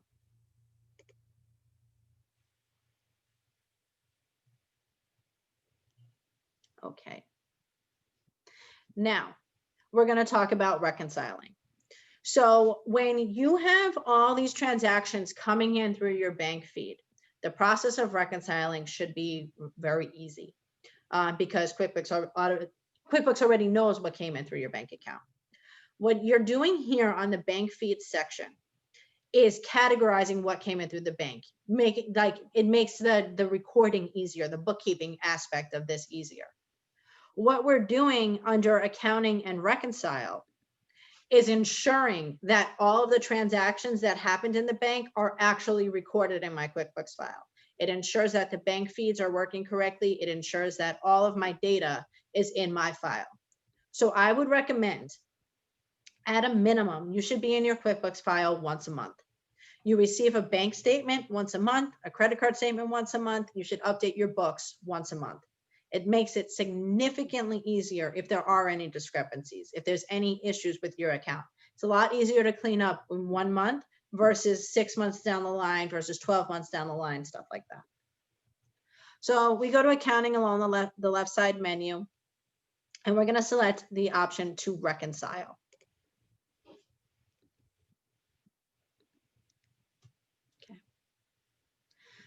It just kind of gives a little detail of what reconciling is, match the books to the bank records. And we're just going to hit the option to get started. I'll say, let's do it. You'll see a lot of pop-ups in the reconciliation screen. You'll just get used to hitting the little X's and get rid of them. So when we reconcile an account, we're going to select the account that we want to reconcile. We've been working with our checking account, so that's the one that we're going to select. I would recommend reconciling any third-party financial institution statement that you receive, checking accounts, savings accounts, credit cards, loans, anything like that. You always just want to make sure that any of these entities that are holding and managing your money, money that you owe, anything like that, your books match their books. So we're actually going to take, so you have the beginning balance and ending balance. This information is going to come directly from your bank statement. Now, again, I don't have a fake statement to show you, so we're going to play pretend again for a minute, but this information would come from your bank statement. So once you receive that Chase statements at the end of September, you're going to take the ending balance of that particular statement. Here, I'm going to put the balance of 326 and the ending date, just, I know it's in the future, but again, we're playing pretend. So we have ending balance, we have 326, your ending date, just put November 30th. So Christina, question, what if you don't have a beginning balance when you go to reconcile? I'm sorry, what'd you say? No, when you go to reconcile, I don't see a beginning balance. Like for the credit card that I try to reconcile, when I go to do that, there's not a beginning balance, but it asks me for an ending balance though. Interesting. Okay, so there's a couple of reasons why that could happen. So your beginning, if you've never reconciled an account before, you never reconciled an account in QuickBooks, your beginning balance, I was going to say will start off with 0, but that's not 100% true.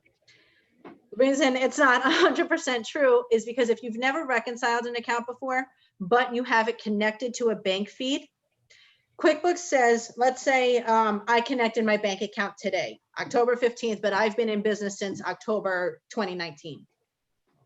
When I connect my books to my bank account, and let's say I only want 2020 transactions in there, QuickBooks is going to download back to January 1st, 2020. My bank account has a balance as of that day. So QuickBooks pulls that balance, let's say it's $5,000, pulls that $5,000, that's my beginning balance, and automatically marks it as reconciled.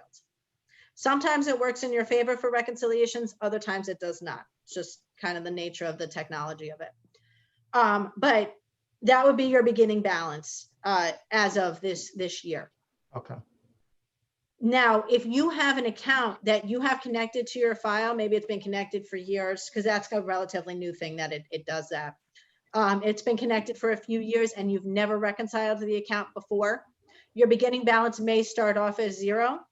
I would recommend putting in a journal entry or one transaction that says, this is my beginning balance. Let's say it is January 1st, put that in. And then when you go to reconcile, just check it off and mark all the transactions from there on out. You'll see what the reconciliation process looks like in just a second. Okay. Okay. So I have ending balance 326, my ending date is November 30th, and then I select the option to start reconciling. Okay. Now at the top of our screen, we're going to see the statement ending balance, what I typed in, versus my cleared balance. So this is what's in QuickBooks. What's in QuickBooks balance is made up of my beginning balance, so the $5,000, minus any payments I have checked off in this list, plus any deposits I have checked off in the list. This difference here is the difference between my cleared balance and my statement ending balance. So the old process for reconciling, or the real process for reconciling, is taking our bank statement and saying, okay, on June 17th, did I have a payment of $300 that hit the bank? It's on the bank statement, it's in QuickBooks, I check it off. Do I also have a deposit of $175? It's on the bank statement, it's in QuickBooks, I check it off.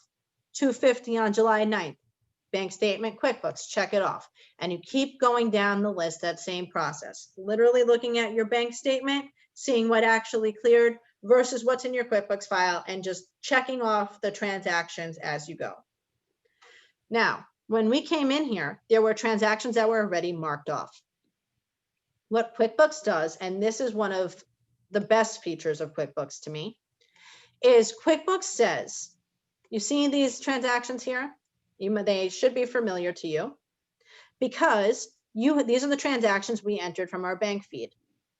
These little green squares here represent a bank feed transaction. So this has been added from the bank feed. What QuickBooks does is it says, hey, I pulled this information from your bank statement. This should have cleared your bank account. So it automatically marks it as cleared when you go into your reconciliation. So we have the $800 to A rental, the $200 refund, the $1,200, and then the $55 from Books by Bessie.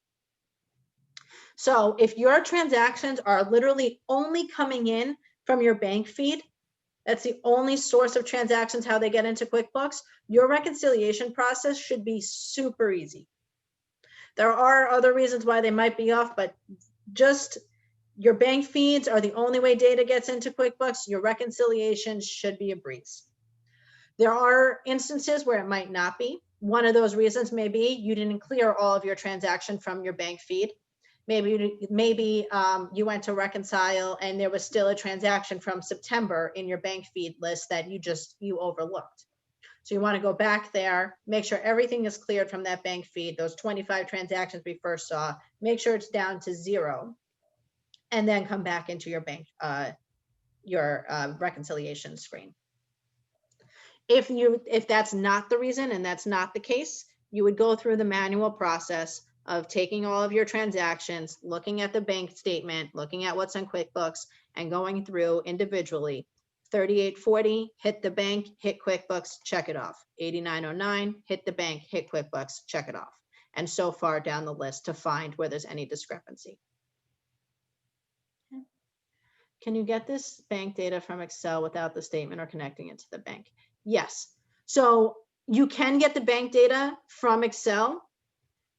I mean, you can get the bank data from the bank without connecting it to QuickBooks, and you can import it to QuickBooks if you wanted to do that. I will say QuickBooks, that connection between QuickBooks and your bank is encrypted, and it doesn't move any money around. So that's an important note. If that's one of the fears of connecting the bank account, it's literally just pulling transaction data.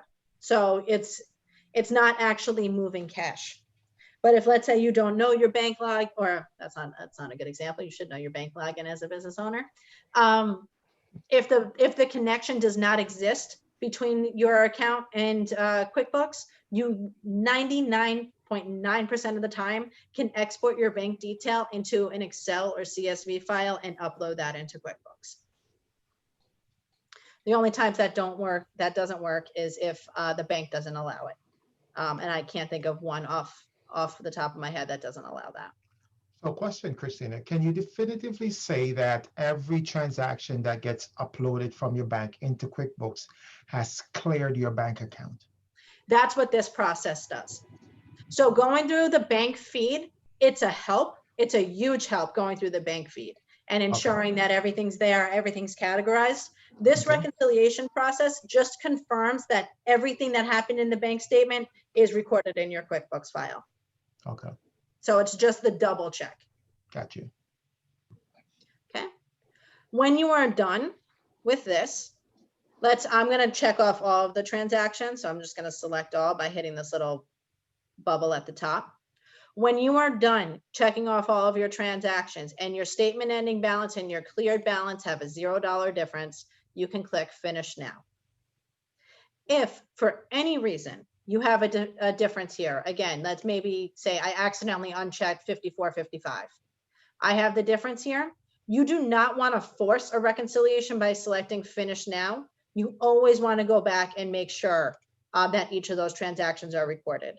The reason I say that is because if you select Finish Now here and it's not actually finished, these don't actually match, QuickBooks posts a transaction to force it to match. So it'll create an account called Reconciliation Discrepancies, and it's going to push all of that data, any difference, whatever that difference is, into that account, just so that for next month you'll be all set. So it might be tempting if you're getting frustrated doing your reconciliation, but you just don't want to do that, because that reconciliation discrepancy, even if let's say it's $100, it might not be one $100 transaction. That could be, you know, $1,000 of income and $900 of expenses, you know, something like that. So I'm going to select the option to Finish Now here. I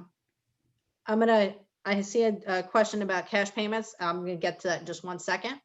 Once you reconcile this account and everything is okay, we're going to say we are good to go here. You can select the View Reconciliation Report, and you'll actually get a detailed report of what you just did in the file. So here you'll see this should look like the front page of your bank statement, the beginning balance, any money, the checks that went out or payments that went out, payments that came in, and the ending balance. If you scroll through this down into this report, you'll see all of the transactions that have been cleared. So there's 35 checks and payments that cleared the bank account for this period. Keep going down, then you'll see all of your deposits. So basically, you cannot edit the beginning balance. If QuickBooks doesn't have a beginning balance, you cannot go back and edit that, correct? Not without doing a reconciliation. Gotcha. So if let's say QuickBooks doesn't have a beginning balance. So let's say, let's go back to Reconcile here. Let's say 326 was the wrong beginning balance. Let's pretend that that's zero, okay? If it is supposed to be, let's say this is supposed to be $400, not 326. What I could do is just create a deposit or a journal entry, either way. We'll say checking, we'll date it 01/01/2020, because that's what it started with. I would put an account, call it opening balance equity. It's an account that QuickBooks gives you automatically. And then let's say 400 minus 326, $74 is going to make me whole. I would put in my description to correct beginning balance or reconciliation, and then hit save and close. If that transaction is recorded, I'll put in my ending balance what my beginning balance should be, $400. And just because I did the last one through November 30th, I'm going to select the same date. But you would do this to set the beginning balance. You would do it, let's say January 1st of the year, because that's the date that we'd start from. Ending balance, the ending date, start reconciling, and then just check off that new transaction that you created. And then that'll give you your new beginning balance. If I check it off and hit finish now, when I go back to my Reconcile screen, you'll see here my beginning balance is now $400. It's a little bit convoluted to get there, but that's just one way to get it all started. Tricks of the trade, I guess. Okay, so one more thing I want to talk about quickly, just 2 minutes, and then we're going to take a little break, is reports. So as I mentioned when we first started, every transaction that we record actually gets updated onto a report. Oh, I'm sorry. There's two questions here. How about cash payments? So for cash payments, do you mean money going out, like you're paying things in cash, or money that's coming in? So I'll answer for both. What'd you say?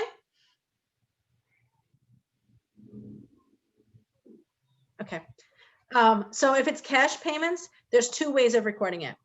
So number 1 is if you are actually making ATM withdrawals out of your bank account, you're going to see something come up that says ATM. You're going to see a transaction that says ATM withdrawal. Within that transaction, you can put the payee, why you took out that money, and the category, who you paid that money with, and the category that it belongs to. So you took out $200 to pay, I don't know, a subcontractor, an intern, something like that. You could put their name there and then categorize it properly if you are going to the ATM and pulling it out.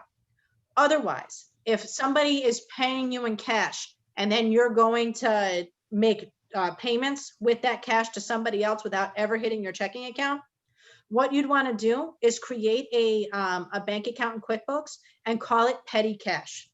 That way, when you receive money in, your deposit is going to go into petty cash and your expenses can come out of petty cash. Now, obviously, that's not going to have a bank feed. It's not going to have a connection, but any of those cash transactions that are there would all be maintained from that petty cash account. You track it under petty cash? Yeah, you can track it under petty cash. Okay, so it'll be expense and then petty cash and then the description. Correct. So your account here, so new and then expense. This payment account would be petty cash. Okay. Oh, so instead of a bank, it would be petty cash. Correct. Correct. Okay. So I asked if you could help us by giving us a standard chart of accounts, because I know you were very good with it. In the beginning, you said training under office expenses. So I like the way you classified that. So what QuickBooks, yeah. So when you set up your QuickBooks file, it's going to give you a standard chart of accounts. It's going to give you a generic one that's used for most businesses. When you select the industry that your business is in, it's going to give you a chart of accounts that's tailored for that industry. You can add to that as much as you want, or not use it. You can modify it however you would like. But QuickBooks does try to help by giving you a standard list, and then you can always add to it or take away as much as you'd like. Okay, thank you. No problem. So just to touch on reports for just a minute, we're going to select the left side menu, and you guys can just follow along on my screen. If you're following along in your own file, it's probably just easier just to look up at what I'm doing right now. So along the left side menu, you have the option for reports. As I mentioned, QuickBooks has 120 stock reports. What QuickBooks Online has done, it's broken it out into different groups, and your favorite reports are automatically these 3: your accounts receivable aging, your balance sheet, and your profit and loss. Your receivable aging we'll talk about in about a half hour or so. We're going to focus mainly on the balance sheet and profit and loss here. Majority of the other reports can be generated just from these 2. So the way that I like to describe this is your balance sheet is your accountant's favorite report. Your profit and loss is yours. And the reason for that, so let's open up a balance sheet.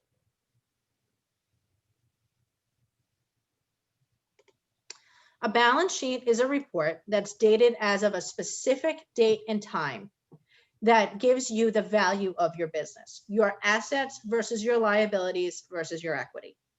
So if we look at our balance sheet here, as of October 15th, You're going to have your assets. So your bank account, how much you have in either your checking or your savings account. Your receivables, how much any of your customers owe you. Your inventory, undeposited funds, we'll talk about again in just a little bit. And your fixed assets. So as of any specific date, specifically here, October 15th, our total assets total 22,580. These are cumulative, they're running balances. That's why they are on the balance sheet and dated as of a specific day. Same thing with your liabilities and equity. As of October 15th, I owe my vendors $1,600. I have $157 on my credit card, your sales tax liabilities, notes, and then your equity, what you've put into the business. So this is typically your accountant's favorite report. Your favorite report is going to be the profit and loss. So your profit and loss is a report that shows all of your income and all of your expenses over a given period of time. So here, let me scroll up just a little bit. In the upper right corner or upper left corner, sorry, you'll see the report period. This defaults to this year to date, but you can change this to any period you would like. You can go for all dates that your company's been in business down to the lowest increment of 1 day. So any period of time you can use here. You can change your columns. You can see if you wanted to see it by month, by quarter, and so on. You can do comparative reporting if you want to see, percentage from this year, percentage of income, stuff like that. But if we just scroll down just a little bit in our profit and loss, we're going to look for that retail sales account. So scroll down, this one here, retail sales, and you have $1,000. If I click on this line, on the amount, you're going to see the transaction detail, what makes up that $1,000 that I'm seeing on my report. The transaction for Books by Bessie was dated in November, which is why I did my reconciliation through November. So if I extend the period of this report to include November transactions, you'll also see Books by Bessie is listed here as well. Now, every report in QuickBooks has this drill down functionality. If I go down just a little bit further, I want to find my rental of equipment account. So here you have office expenses and you have training expense. You can, if you don't want your accountant or a bank or whoever's looking at your financials to see what your sub accounts are, and you just want them to see just the main parent account, you can click on these little arrows next to it and hide the subs. So if, let's say, for meals and entertainment, you wanted to create an account called coffee, you can have meals and entertainment and then coffee to track how many times you went to Starbucks or Dunkin' Donuts or the local coffee shop. And you don't have to have your accountant, your bank, or anything else actually see what makes up that total. You would just see the total meals and entertainment. If I look down here at rental of equipment, this is what we did all of our A1 rental stuff to. I click on this $1,800 and I'll see the 3 transactions that hit my bank account. So with the reports, everything gets updated as you enter transactions. You cannot break QuickBooks if you wanted to, especially with playing with reports. So I encourage you to play around with reports, click around, customize as much as you want, because you can't break it. I promise. I've seen lots of people try. Does anybody have any questions on that? I know we touched on the reports briefly, but we'll talk about them again in a minute. Hi, Christine. I have a quick question here. So I know we're discussing another transaction, but here on this one, it says A1 rental deposits and rental. So you recommend that, even when we do so let's say the industry was in landscaping and it was real estate. Mm-hmm. Would it still be like this? Yeah, it would be the same thing. So you might not have rental of equipment. If you're in real estate, you probably don't rent much equipment. But it would be the same kind of idea. These descriptions here, these memos descriptions, this just comes from your bank detail. So you can always modify the memo. So if I click on to this one, the deposit refund, I can change this description if I want to. I can change it even when I enter the transaction from the bank feed. So if I wanted to change this and say A1 rental, return of equipment, I can change that description however I would like. What's the most important part here is just not changing the amount, the account that it came from, or the dollar amount of the transaction. These accounts here that they're posted to, you can modify this to what makes sense for your business. Okay, thank you. Okay, no problem. Does anybody else have any questions? Yeah, I know you haven't touched on invoices. Yeah, that's the next thing but- we're going to. Okay. Receiving payments, is that similar to the deposit process? Yes, yep. So let's do this because that's bringing us right to the next section. Let's take a 5-minute break. We'll come back at 3:15 and then we'll talk about bills and invoices. Okay? Okay. Sound good to everybody? So again, I'm just going to remind everybody because I think a couple people joined a little late. If you are interested in a discount on the QuickBooks Online software, please feel free to include your name in the chat, your name and your email address in the chat, and I'm going to send out a link to everybody. Yeah, and then we'll all go from there. So let's take 5 minutes, and then we'll all come back and keep going. Thank I will you. be right back. No problem.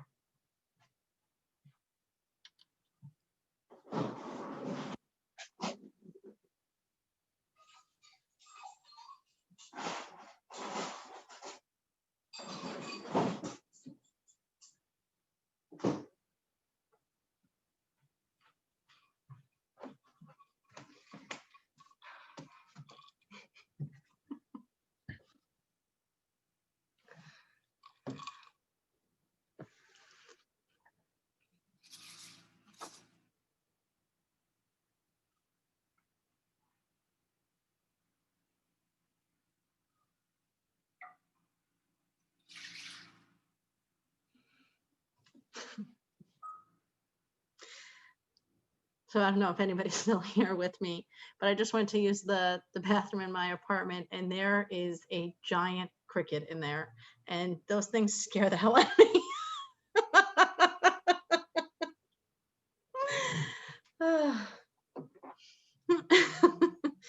So I found a baby cricket in my bathroom. Mm-hmm. And can you imagine this season we have in New York, we have crickets? It's crazy. Yeah, those things, they scare me. So I've lived in this apartment for 3 years. I think I've maybe have seen one. And today, Yeah, but it they looks won't like, hurt you. I don't think they oh hurt no, you. they don't hurt at all. They're ugly and scary. And this one looked like it ate all the other crickets. How Oh do my crickets goodness. even get into a New York apartment? Where do they come from that they would get into an apartment? That's just so weird. I don't know. I mean, there's a basement right under me. I'm on the first floor and I live in Westchester, so I don't live in Okay. Manhattan. Oh, okay. So I think that's where he came from. But yeah. All right. Changing the subject for a second. What's the next 45 minutes about? I just need to know because I'm trying to plan my schedule and see whether absolutely. the part's relevant to me. Yeah. So the first thing we're going to talk about is bills. That usually takes about 10 minutes. It's a very quick process, entering bills and the payments and reporting surrounding that. And then after that, we're going to talk about creating invoices and sending those to customers, as well as receiving payments. Okay. Christine, do you consult also? Is it possible for us to work with you? I have some trouble I'm actually trained as a CPA, but I don't practice I don't practice accounting anymore. I think it's been 15 years. And also, this isn't built for CPAs. It's built for, the business owner or a bookkeeper. So Right. Yes, absolutely. So We I actually- consult with some people and I think my clients might need your help. So, Mhm. you know, how can we work together? Yeah, absolutely.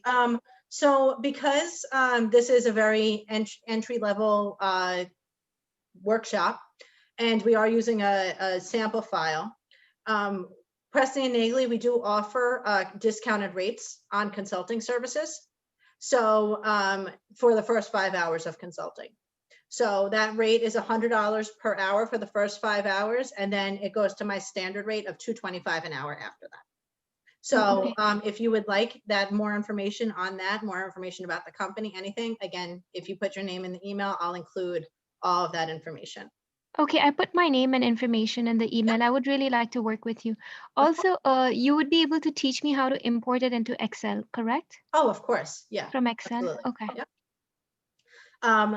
Also, I am going to, we have one more minute, but I am going to ask all of you at the end of this session. I know that SCORE sends around evaluation forms, but if you did include your email in the chat, I'm also going to include a link to my Pro Advisor profile. And if you enjoyed the workshop, if you learned something, anything, want to say something positive, please feel free to write a review on my Pro Advisor profile. We do offer a $10 Starbucks gift card if you do write a review. So if you write it, just let me know, and you know, I'll send you the Starbucks gift card. And I also will say, please write a review if you enjoyed the workshop. If you did not, please contact me and let's try to rectify that before you let the whole world know. Okay. Will do. What do I need to put in the chat to get the? Just your email address would be perfect. Okay. Thank you, Christine. No Thank problem. you. No problem. Okay, so it is 3:15. So let's get started again. And we'll talk about bills and we'll talk about invoicing. So the first, I guess more than half of this, the first 2/3 of this workshop, really focused on bank transactions and cash basis accounting. So cash that actually came into the bank and cash that actually went out. What we're going to talk about for the last 45 minutes is accrual basis accounting. So we've received a bill, we haven't paid that bill yet. We sent an invoice to our customer and they haven't paid us for that yet. So that's going to be the last 45 minutes of this. So first we're going to talk about vendors and talk about bills. It's a little bit easier than invoices. So in order to get started, let's talk about our vendors and our vendor list. As I mentioned before, when we were creating our names from our bank feed, that we can go back and modify any of those names at any given time. So along the left side menu, again, you could follow along just with me just on screen or on your own in your sample file. We go to expenses and then click the tab. Well, I guess we could just click expenses as a whole. You have 2 tabs here. You have expenses and then you have vendors. So that first tab is going to show all of the expenses that we've recorded in the file. Some of these should look familiar. These top 2 should. And then we also have the tab for vendors. This colorful little bar on the top is related to your payables if you use purchase orders and if you send bills to your vendors. Or I'm sorry, that's not the right phrasing for that at all. If you record bills from your vendors, that detail would be included up here at the top. If you scroll down just a little bit, here you will see your whole vendor list. Gives your the phone information, the email, and if they have an open bill, that will be listed here. If I select A1 Rental, that was a vendor we created. So if I select A1 Rental, that top one, I click into that name, the expense transactions will be listed here. When you're looking at the vendor center or the customer center, the only transactions that will appear under a customer or vendor's name in their profile would be anything that's under the column that relates to that name, that type. So we had a deposit from A1 Rental, but that's not included in my vendor transaction list. Only these transactions are going to appear in this section. There are other ways to see it. There's reporting you can see it on, but just when you're looking at the vendor detail, that's why you do not see that $200 deposit. So while I'm in here, I can modify this vendor's information. If I click edit in the upper right, you'll see that same screen that we saw before, the new vendor profile, and I can go in and modify this however I would like. I can also easily change the categories of my transactions here. So if, let's say, this one didn't belong to rental of equipment and actually was, the first one that I saw was taxes and licenses, I can easily change it just by using the drop down and selecting it. I'm going to change it back just to keep my P&L the same. I'm going to leave it rental of equipment, but that's an easy way to go in and modify transactions for particular vendors. So here we have our transaction list, and then we also have our vendor details is our other tab, and this would actually give you all of the details that you had included in their vendor profile. You would just click edit to this side here and bring you to the same screen. Okay, now we want to record a bill. So if I record a bill, I select new in the upper left corner.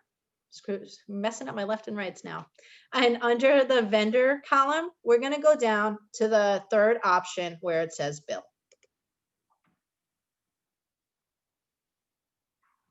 Now here, this looks very similar to our check transaction and our expense transaction. There's two things that are different though. Well, three. The first thing that you should notice here is under when we're creating a bill, when you have to enter a vendor. When we wrote checks, it said payee, choose a payee. You can write a check to a customer or a vendor, no problem. If we are recording bills, we receive bills from vendors. So anytime we create a new bill in QuickBooks, we have to use a vendor name. Now, if you do business with a customer that's also a vendor or vice versa, they can be set up on both lists. You just have to put some kind of differentiating character. So maybe like a -V for the vendor side or a -C for the customer side.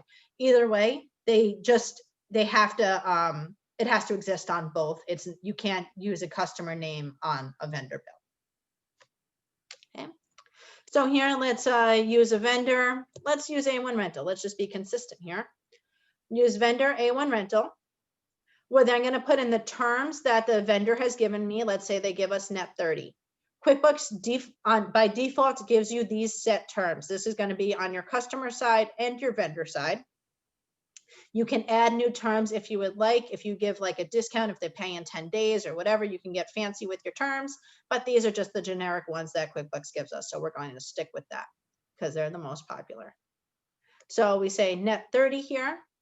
Our bill date would be January 1st, 2020. All right, let's make it today. You know what? Let's make it September. And then we have it due as of today. We would then put the bill number, so the invoice number that our customer has, or that our vendor has given us. And then the category. So we'll be consistent with what we've done before. And we'll say rental of equipment. And let's say this one's going to be for $1,500. That is the only information I need to include on this vendor bill. Does anybody have any questions on that? That's pretty similar to the checks and everything that we were writing before. You'll also notice that QuickBooks does give you a handful of pop-ups. They do try to sell you different services. New in QuickBooks Online is the ability to actually pay your bills directly from QuickBooks. And you would be charged a fee. There is a merchant processor fee associated with it, but it is a very convenient process. If you are interested, you just click on this little link. Or as I mentioned before, we are Intuit resellers. And if you want pricing or help or anything with that, please feel free to reach out. Okay. So we have the $1,500 bill here. I don't need to include anything else at all. I might want to include an attachment, a copy of the bill just for easy reference. You can do that. Christina, and I don't mean to interrupt you. That's okay. So let me just wrap my head around this process. I get a bill from all my vendors, everyone that I pay money out to. Mhm. Whenever I receive that bill, this is what I need to come and do in QuickBooks? So not necessarily. So I would say if you have vendors that you're holding payment, or vendors that have terms, 30, 60, 90 days, stuff like that, I would put the bills in for those vendor bills. For bills like Verizon or maybe Optimum, something that has a recurring automatic payment, you can Con Edison, need to that include the bills you, for those. Central Hudson, Optimum, cable bills, you know. Even like Con Ed, stuff that's like a Con Ed. monthly, something that's coming out of your checking account automatically. I would not record bills for that, because then you have multiple steps. I understand. If you have like a bill that you're kind of holding on to paying, it's kind of entering bills in QuickBooks is kind of a funny thing, because not everybody does enter the bills. That's what the Simple Start package is for. But it's really if you're holding them, or for like cash flow purposes, to know what you have upcoming, is a really good practice for why you would be recording bills. How does it play into the reconciliation process? It does not affect your reconciliation process until those payments are actually made on the bill. Okay. Okay. So we have this $1,500 here, and then we can select save down here at the bottom. And let me just close that out. Now, because I didn't leave my A1 rental screen, my vendor screen, it appears here still. And now you notice in the upper right corner, you have a $1,500 open balance. If I wanted to look at all of my vendor bills at one time and make a determination of who I'm paying, when I'm paying them, all of that, I would select my reports here along the right side, on the left side menu. I can scroll down through this list: who owes you, sales and customers, what you owe. I like the aging summaries the best. Some people prefer unpaid bills, but I'm going to show you AP aging just as a term of preference. It gives you the same detail. This just gives you a kind of a summary of what's due. So your AP aging report is going to be dated as of today. It always defaults to today's date. And then it breaks down the balances into 30, 60, 90-day increments. If you have things that are 90, 60, and 90 days old, I'm sure that vendors are calling you and you know that those are outstanding. But for current 1 to 30, 30 to 60, you can make a determination of, who you'd be paying first from this screen. So similar to when we looked at our profit and loss, you are able to click into any of these transactions and get, or any of these totals, and get a transaction detail report. So because we just created the $1,500 A1 rental bill, I'm going to click on that one first. Here, it's going to give me the detail of what I just created. September 15th was the date of the bill, the number, when it's due, and the amount that's due, and the total amount of the bill, and the amount that's open and still due. Okay. When I go to pay this bill, I would pay it by going, I can either click into the transaction and select the option to pay bill, or you can select new again in the upper left corner. Under vendors, select the option to pay bills. Here, it's going to list out all of the bills that you have outstanding. So these are all of our other vendors that are waiting to be paid. We select our payment date. We'll leave it for today's date. And then we select the vendors we want to pay. So I'm just going to pay A1 rental. When I check this box off, the payment amount is automatically going to populate to the open balance that's due. However, I can modify this. Let's say I didn't want to pay the full $1,500. I'm just going to put down a deposit of $750. I pay half of it. I am able to modify that here. And then that'll be the total amount that I'm paying. Also important to note, in the upper left corner, you have to select the payment account. Where are we making this payment from? We haven't used our credit card at all today, so let's use our credit card. The balance on our card is our book balance. We're going to select the date. That's, again, it defaults to today,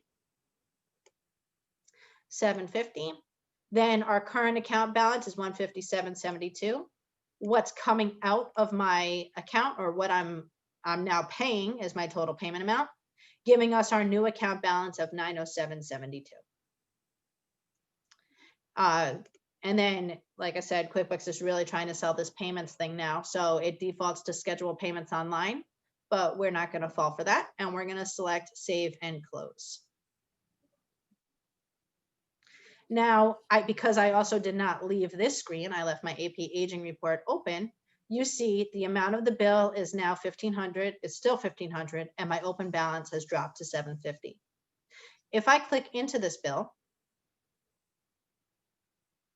you also see that in the corner. You have $750 that's due, one payment made of $750. I can click into this payment, and it links me to the transaction, to that payment transaction. Now, this would reconcile in your bank or credit card statement.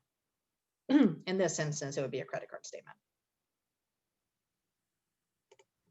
Does anybody have any questions on the bills or bill payments? Okay, I'm going to go ahead and jump into invoices then. So along Sorry, Christine, I have a question. Sure. So what if like the client gives us a post-dated check? A post-dated check, so that would be on the received payment side, correct?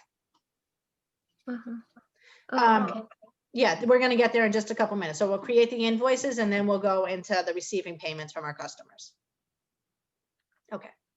So left side menu, I'm going to go to sales first, similarly to what I did with the expenses. I select sales, and then you'll have all of your little tabs along the top, the 5 tabs.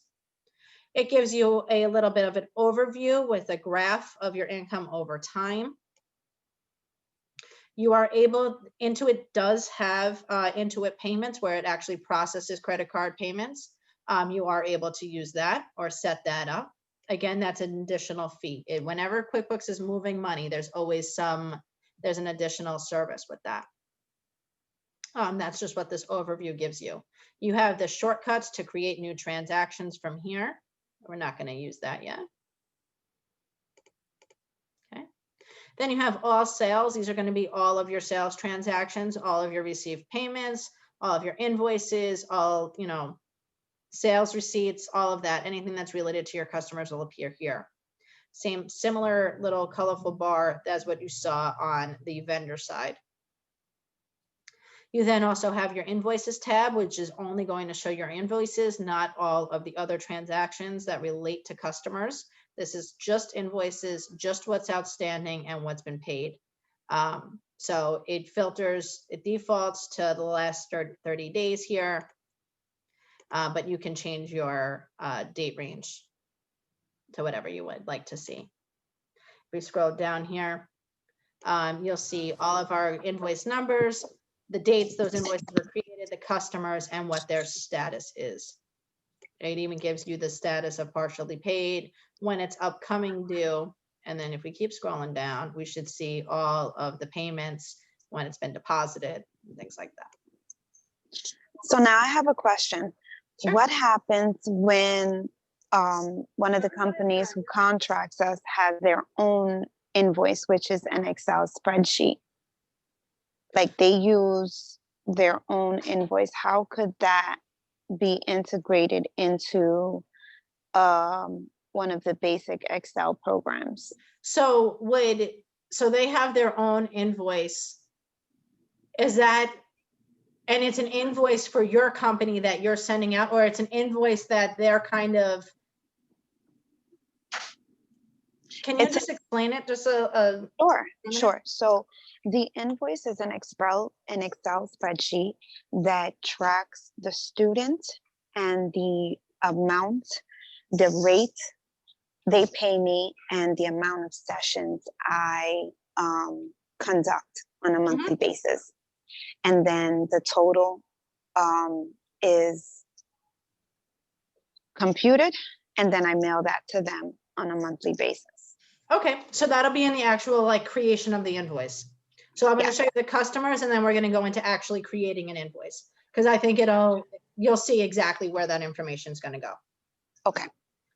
Okay, so then we go to customers and then this is going to be our customer list. Again, same little colorful bar at the top.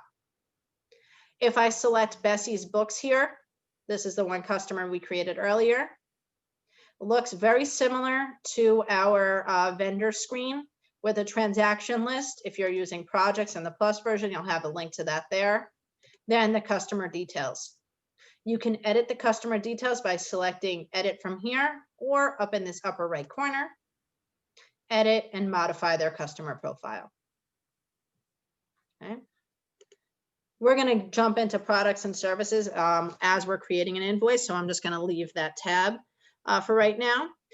When we're in here, we have 2 ways. Well, there's 3 ways just from the customer center to create a new transaction. You can create a new transaction by in actually the customer's profile, new transaction, create invoice. We can go to overview and use the shortcut to create invoice. Or my go-to is always to the right, to the left and under new, the option for customers and record an invoice. So quickly, I'm just going to show you how to customize it first, and then we're going to go and talk about the detail that's in here.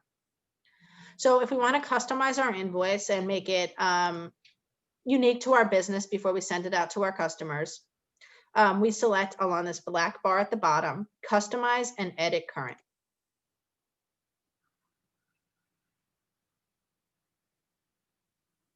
Here, you have a PDF preview of what the invoice is going to look like. There's 3 different sections up here of what you're going to be modifying. You have different options of changing your template. I'll make it friendly. You can add your logo if you would like. You can change the colors. Let's make it red. There's like 4 different font styles you can use. And you can modify the margins and things. Oh my God, this is so cute. I'm so sorry. I can't wait. I can't wait. That makes me very happy. It looks exactly like the Excel spreadsheet. Perfect. Beautiful. Perfect. I'm happy to hear that. So we have design. This is going to be the, colors, style like that of the invoice. And then we have the content.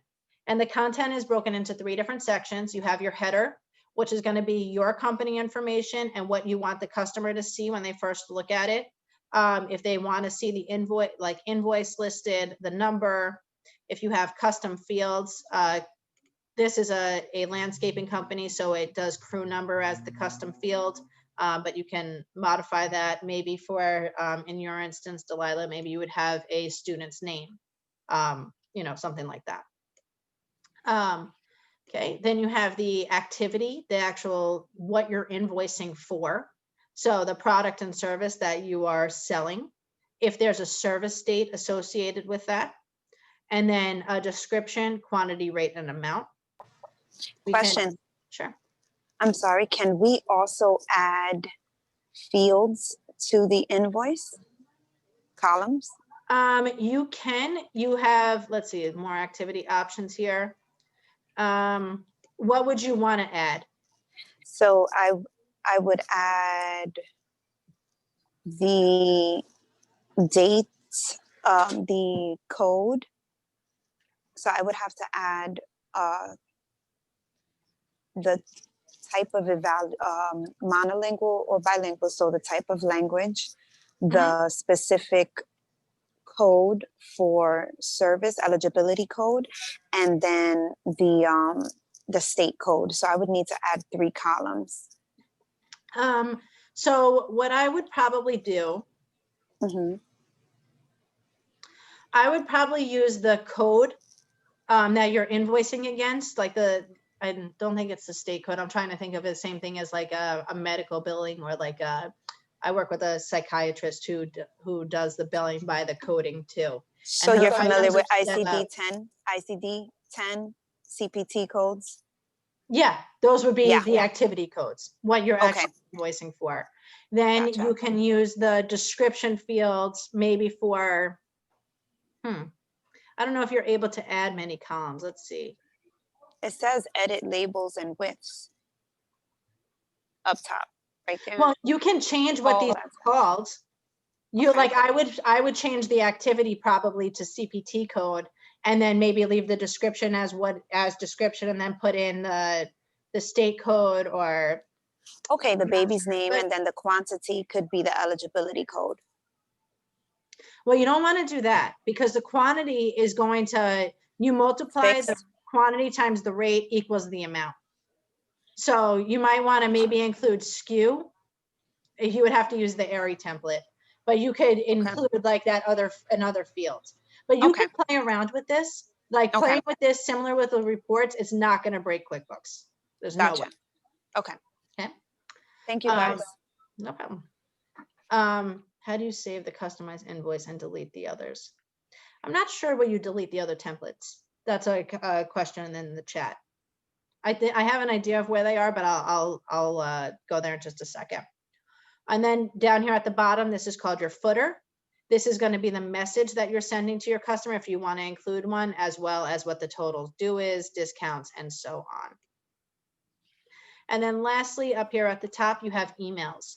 Now, if you have your customers' emails in their QuickBooks file, in your QuickBooks file, in their customer profile, then you can send an email to them directly from QuickBooks. So this would be, you could set up a generic email. So this is your invoice, please remit payment, and so on. And then you'll have a PDF copy of the invoice you just generated.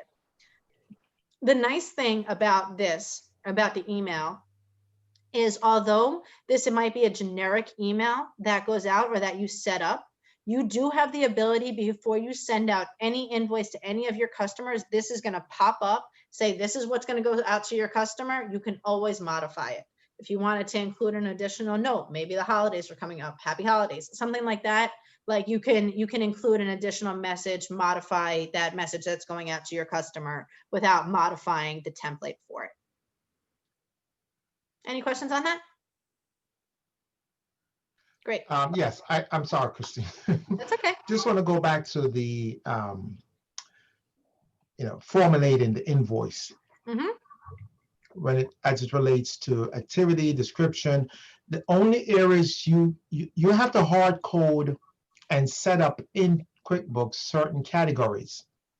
So when you're selecting a customer or a vendor to pay, you can select these categories that pertain to that particular customer or vendor. Correct. The only areas you can now edit is the quantity and the dollar amounts, and I guess the dates. Yes, yes. And the description. So and the description, right, the description. Yeah. Let's get into, so this is just customizing the invoice before it goes out, but let's actually create an invoice to our customer. So let's say we're done here. It's loading.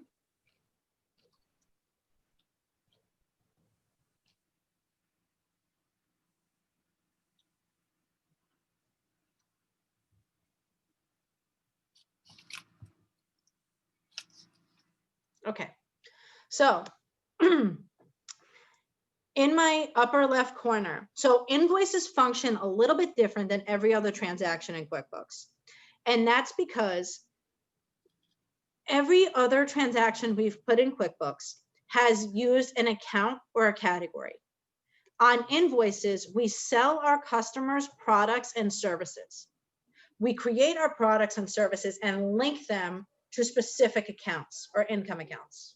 More likely than not, it's income accounts. The reason we do this is because when we send invoices out to our customers, we don't want them to see sales or consulting services or design services or something like that. We want them to see, or maybe we do want them to see that. I mean, we don't want them to see sales or sale of product income or something like that. You want them to see what they're actually paying for, the product that they purchased, the goods that you sold them, the consulting services you did for them. They don't want to see your income account. They don't want to see your chart of accounts. So that's why we use products and services versus using a an item from your chart of accounts.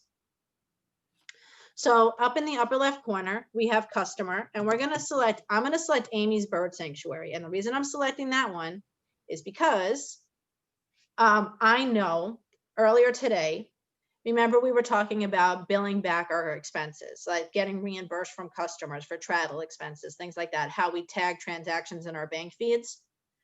As soon as I typed in Amy's Bird Sanctuary and QuickBooks recognized it, I got a pop-up along the right side of my screen that says billable expenses. I have billable time and I have billable expense.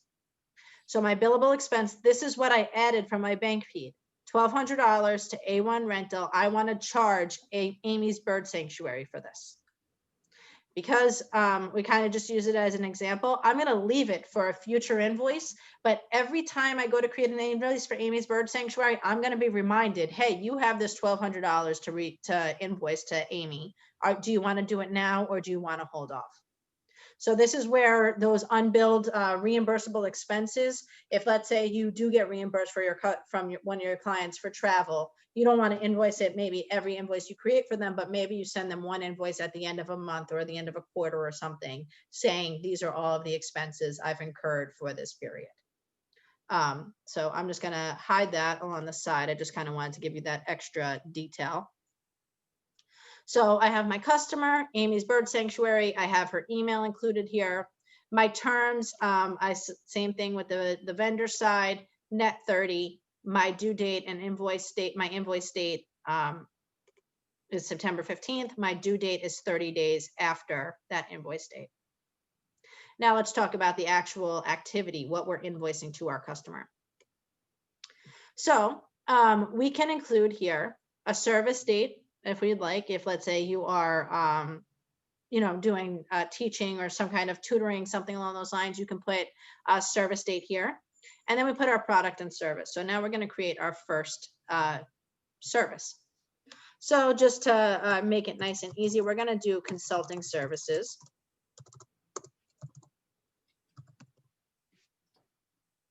Okay. So we have consulting services, similar to every other transaction. When we create something new, we get this gray box that says add.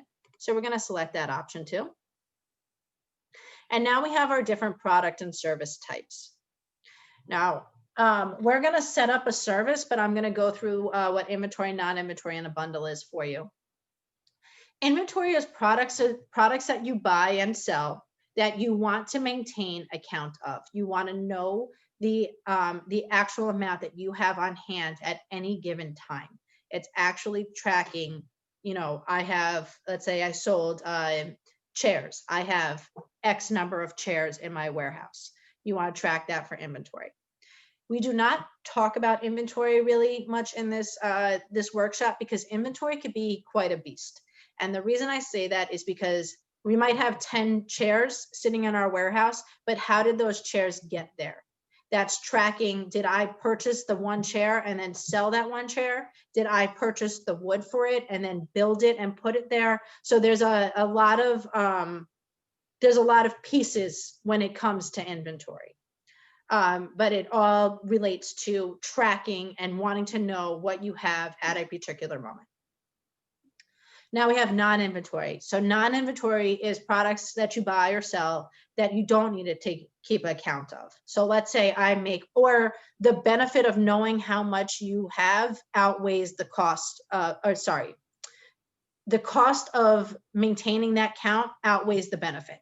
So something like non-inventory, let's go with the chair example again. I use nails to put together my chair. I purchase nails just in boxes and I don't care how many I have on hand, just know that I have them. That would be a non-inventory part that would just be a product that I buy that I don't care to maintain a quantity account of. Services would be services that you provide to clients. That's pretty self-explanatory. And then you have a bundle, and a bundle is a collection of the other three types. It could be multiple inventory items, multiple service items, multiple non-inventory, and so on. But for ease of setting it up, we're just going to use service. Here we can include a SKU, a picture, And this section here is the only place in which the category and account are not interchangeable in QuickBooks. You can create categories for your specific products and services that you sell. Those do not relate to your chart of accounts. It's the only place in the file that this happens. Okay, if I scroll down, we have description on sales form. So let's say I just say, I always want it to, because I don't want to type it every time, consulting services regarding, and then I leave it blank for me to type in whatever I need to when I go to create my invoice. If I have a specific sales rate, a sales price or rate associated with this item, it's always going to be this amount. Let's say it's $100. And then what income account it relates to. So I sell consulting services. I want that income account to be services. If I was doing an invoice for selling chairs, I'd want my income account to be sale of product income, or maybe just sales, something like that. What if you have a rental business, like you rent out apartments? Probably rental income. You would probably have your item would be monthly rent or rental, something like that. And then your income account would be rental income. Okay, thank you. Yeah. And then you would have to determine if your product or service is taxable or not. In New York State, services 99% of the time are not taxable. Just for showing you how to set up sales tax quickly, I'm going to leave this as a taxable product or service, but sales tax is super complicated. I would recommend talking to your accountant about that if you're not sure, just because it's different by the county, the city, the state, everything that you live in and what you do and sell with that product. Okay. So I'm going to hit save and close here. Here I have my consulting services regarding my description automatically populated, as did my rate. So let's say I have consulting services regarding training, just to keep it nice and easy. And let's say it was 2 hours at a rate of $100 an hour, gives me my dollar amount of $200. Keep going down. We have our subtotal of $200. Our taxable amount, because this is the only item we have here that's marked as taxed, $200, and our sales tax rate. Intuit is based out of California, which gives us our 8% sales tax. But if we wanted to create one for New York, we just simply use this drop down, select the option to add new. We'll do a single tax rate for New York City. I'll say New York State Department of Tax and Finance for 8.875%, and then save. That tax is automatically calculated for me. My balance due is $217.75, and I can hit save and send to send out to my customer. Does anybody have any questions on that? When you save and send, does it actually send it? It will. This is a sample file, so it's going to tell me that it's not going to, but just so you could see what it looks like. As I said, it's going to give you the from email. This is your email, that's your login, or you can set it in your settings, what email it comes from. Gives you who you're sending it to, and then gives you the ability to modify the invoice. It also gives you the PDF printout or PDF preview of what your customer is going to receive. Where in QuickBooks do I go to verify what has been sent already? So I would hit and close. So on this invoice, you can't send an email from a file like this. On an invoice,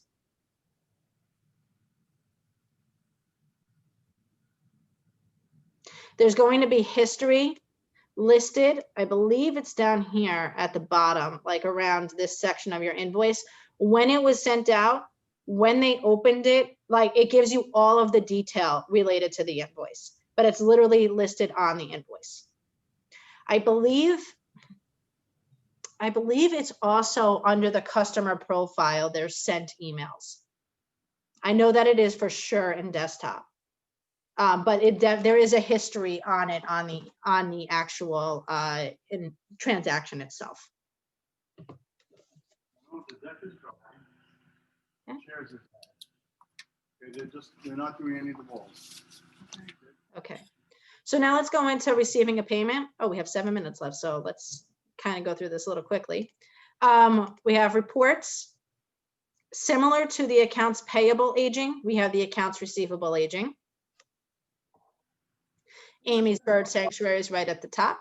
So I see the total amount that she owes me. She has 2 invoices that are outstanding. If I click on the total amount that's due, QuickBooks is going to give me the detail of both of those invoices, the amount that's due and what the open balance is. She's already paid part of this top one. So when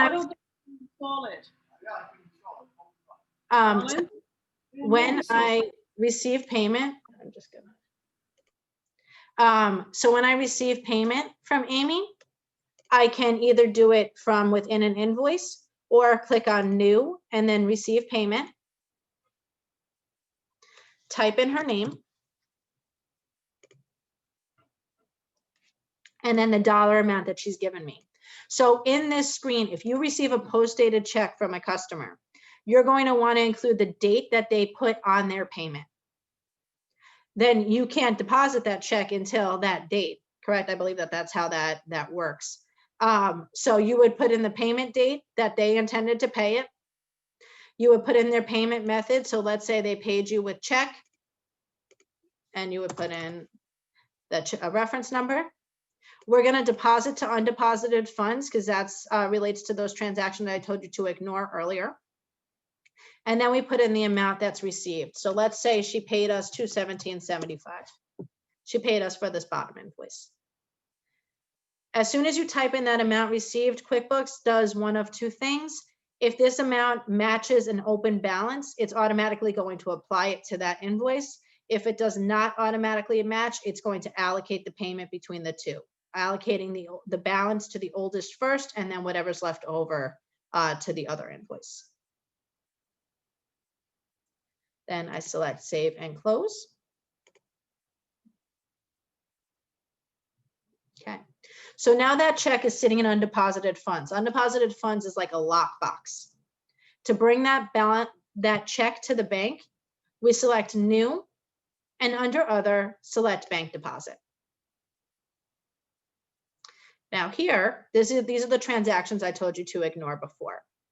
These are your undeposited funds.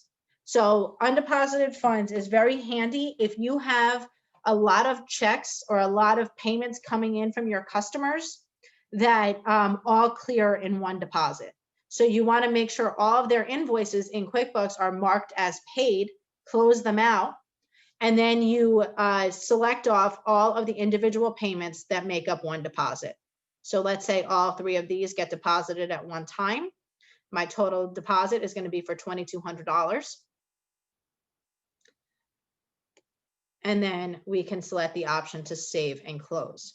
Now, this is also similar to when you get payments from a credit card processor. What's important to note there is when you receive those payments from a credit card processor, you know that you're going to have a fee associated with that.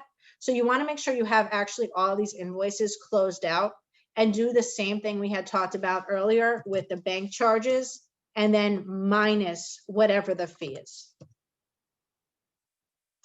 Because that'll close out all the individual balances from our customers. None of them are going to show a random little $25 or whatever balance that's associated. And then you have all the payments recorded, all invoices closed, and then the credit card fee that you've paid. Let me delete that. Does anybody have questions on that? Now, when I normally do the receipt of payments, I go to invoice and I do next to the invoice number that is already set up in QuickBooks, I click on that on the right hand to say receive payment. It brings me to the receive payment panel where that invoice is checked off for the exact So amount if of the let's say we went into this invoice, right? This balance has a $239. Yes. You click on this receive payment and it brings you to the same screen. Right. And then I just go enter the check date, the check number, and all the other detail that it asked me for, and I accept and save. Yep. It's the same idea. Whenever you're in a transaction and hit to do the next thing, receive a payment, or if you're in a customer profile and you go to create an invoice, it's going to automatically pull that last thing, like that invoice. It's automatically going to check that one off because you initiated the payment from that invoice. Okay.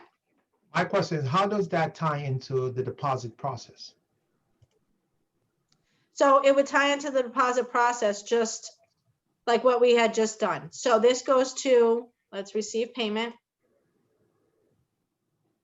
If this was one deposit, I received one deposit for $239, I would select the deposit to, and I would select my checking account. But if it's part of a larger deposit, there's multiple transactions in there, it's multiple checks in one deposit, I want to use undeposited funds. That's like my lockbox where I'm putting the checks before they go to the bank. So I would then select new and then bank deposit. And those checks that are in my lockbox are all going to be listed here. So this is where you bring that check payment to the bank balance and put it here. Christine, can I ask you about like, okay, so I understand about like raising invoices and like moving over the money, receiving payments. And it's the same thing with bills. Like you make a payment for the bills, but there's no purchase orders here, right? In this online module? There is vendors and then purchase orders. You do have the ability to create purchase orders.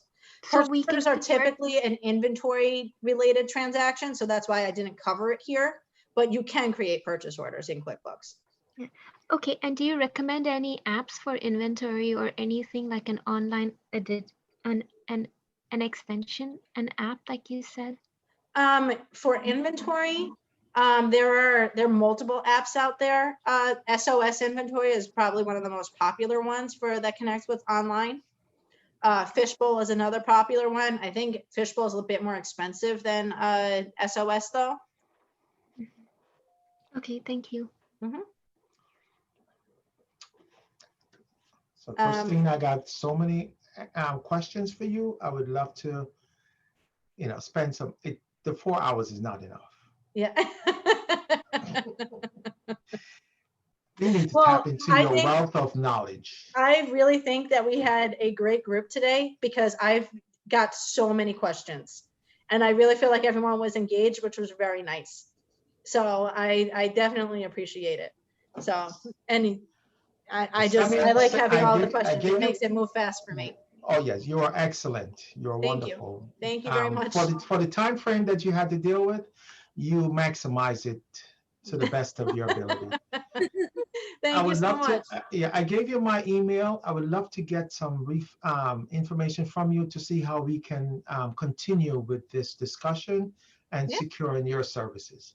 Absolutely. Absolutely. So right after this, I'll send an email to everybody who included it in the chat.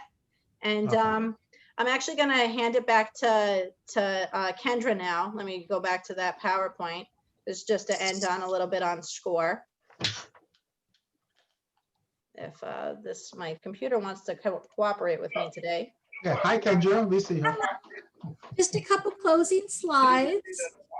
The main thing to know is that if you have questions, you can always reach out to a SCORE mentor. We have a lot of mentors with a background in finance and accounting. So just so you know, we can advise you on things. We can provide guidance. So that is a resource for you. To get our mentor, you would simply go to our website, newyorkcity.score.org. All of our services for mentoring are free. On this slide, you can see Get Started, Request a Mentor. You would just click that button, fill out a form that takes 2 to 3 minutes to fill out, and then we'd hook you up with a mentor in about 48 hours. Right now, due to COVID, again, all of our mentoring is being done via video. And I also highlighted on the slide the Take a Webinar button. That's where you can always find the latest list of upcoming webinars. Next slide. So as a follow-up to the session, we are going to send you these slides, and the webinar recording, because I know you're going to want to refresh your knowledge. So you will have that webinar recording. We have already sent you a webinar survey. You'll find that in your email box right now. Please take a moment to fill it out, because it lets us know what was effective, what worked, were there things we could have done to make it more effective, all of that stuff. And then you can also suggest future webinar topics. Are there needs you have that we're not offering a webinar on yet? Let us know, and we, if we have demand, we will start to set up those webinars as well. So fill out the webinar survey, please. It should just take a minute. And with that, we'll just do the final slide, which is thank you, everybody, for spending time with Kristen today. And we are so glad that you came, that you asked your questions, that you clearly had a very rich experience and got a lot out of it. So thanks, everyone. Thank you very much. Thank you. Have a great one, everybody. Thank you. Thank Bye. Christine. Thank you so much. Have a great day. Thank Kristen, you. thank you so much for your help. I appreciate it. Thank you Of very much. course. Thank you very Bye. much. Thank Have a good day. Thank you, Kristen. I'll contact you for consulting. That sounds great. Thank you. Let me see if I can copy this whole chat. And likewise, I would definitely contact you for consulting too, Christine. Andrew, I Thank sent you a message. If you were interested, if we could take lessons together. Did you read your chat, Andrew? Oh, not yet. I didn't. Okay. Let's see. Let I me. can copy and paste the whole chat.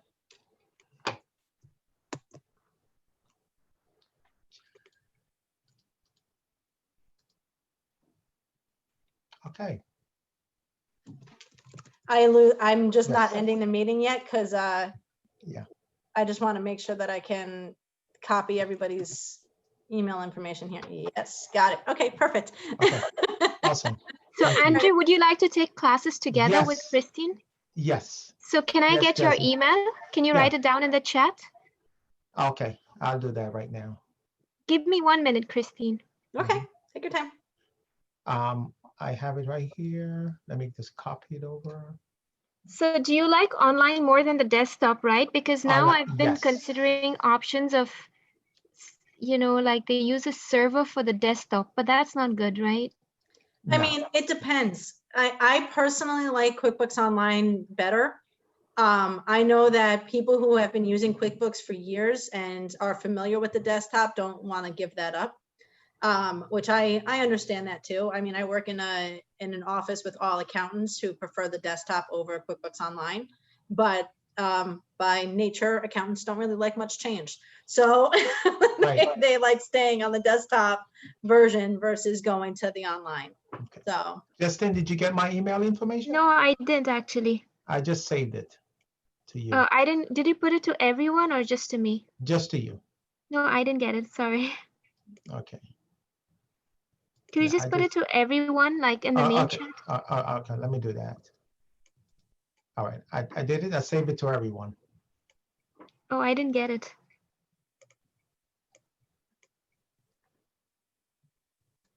Oh, can I give you mine?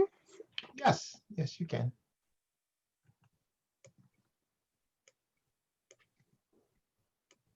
Okay, I gave you mine, so you have to email me because I didn't get yours. Okay, I will. No problem. Sorry, Christine. Sorry about That's- that. Yes. sorry. Well, good timing because now my light's all coming in through my window. You can't see me. Oh, you're see- looking so I see that. nice. You look like an angel, like She you have a does. halo. Okay, That is thank so you, true. Christine. Thank No you, problem. Jasmine. All the Okay, best to take you, care. and I'll email you all the information I have. Okay. Okay, thank you. Okay. Bye-bye. Thanks, Bye. Christina. Thanks. Bye-bye.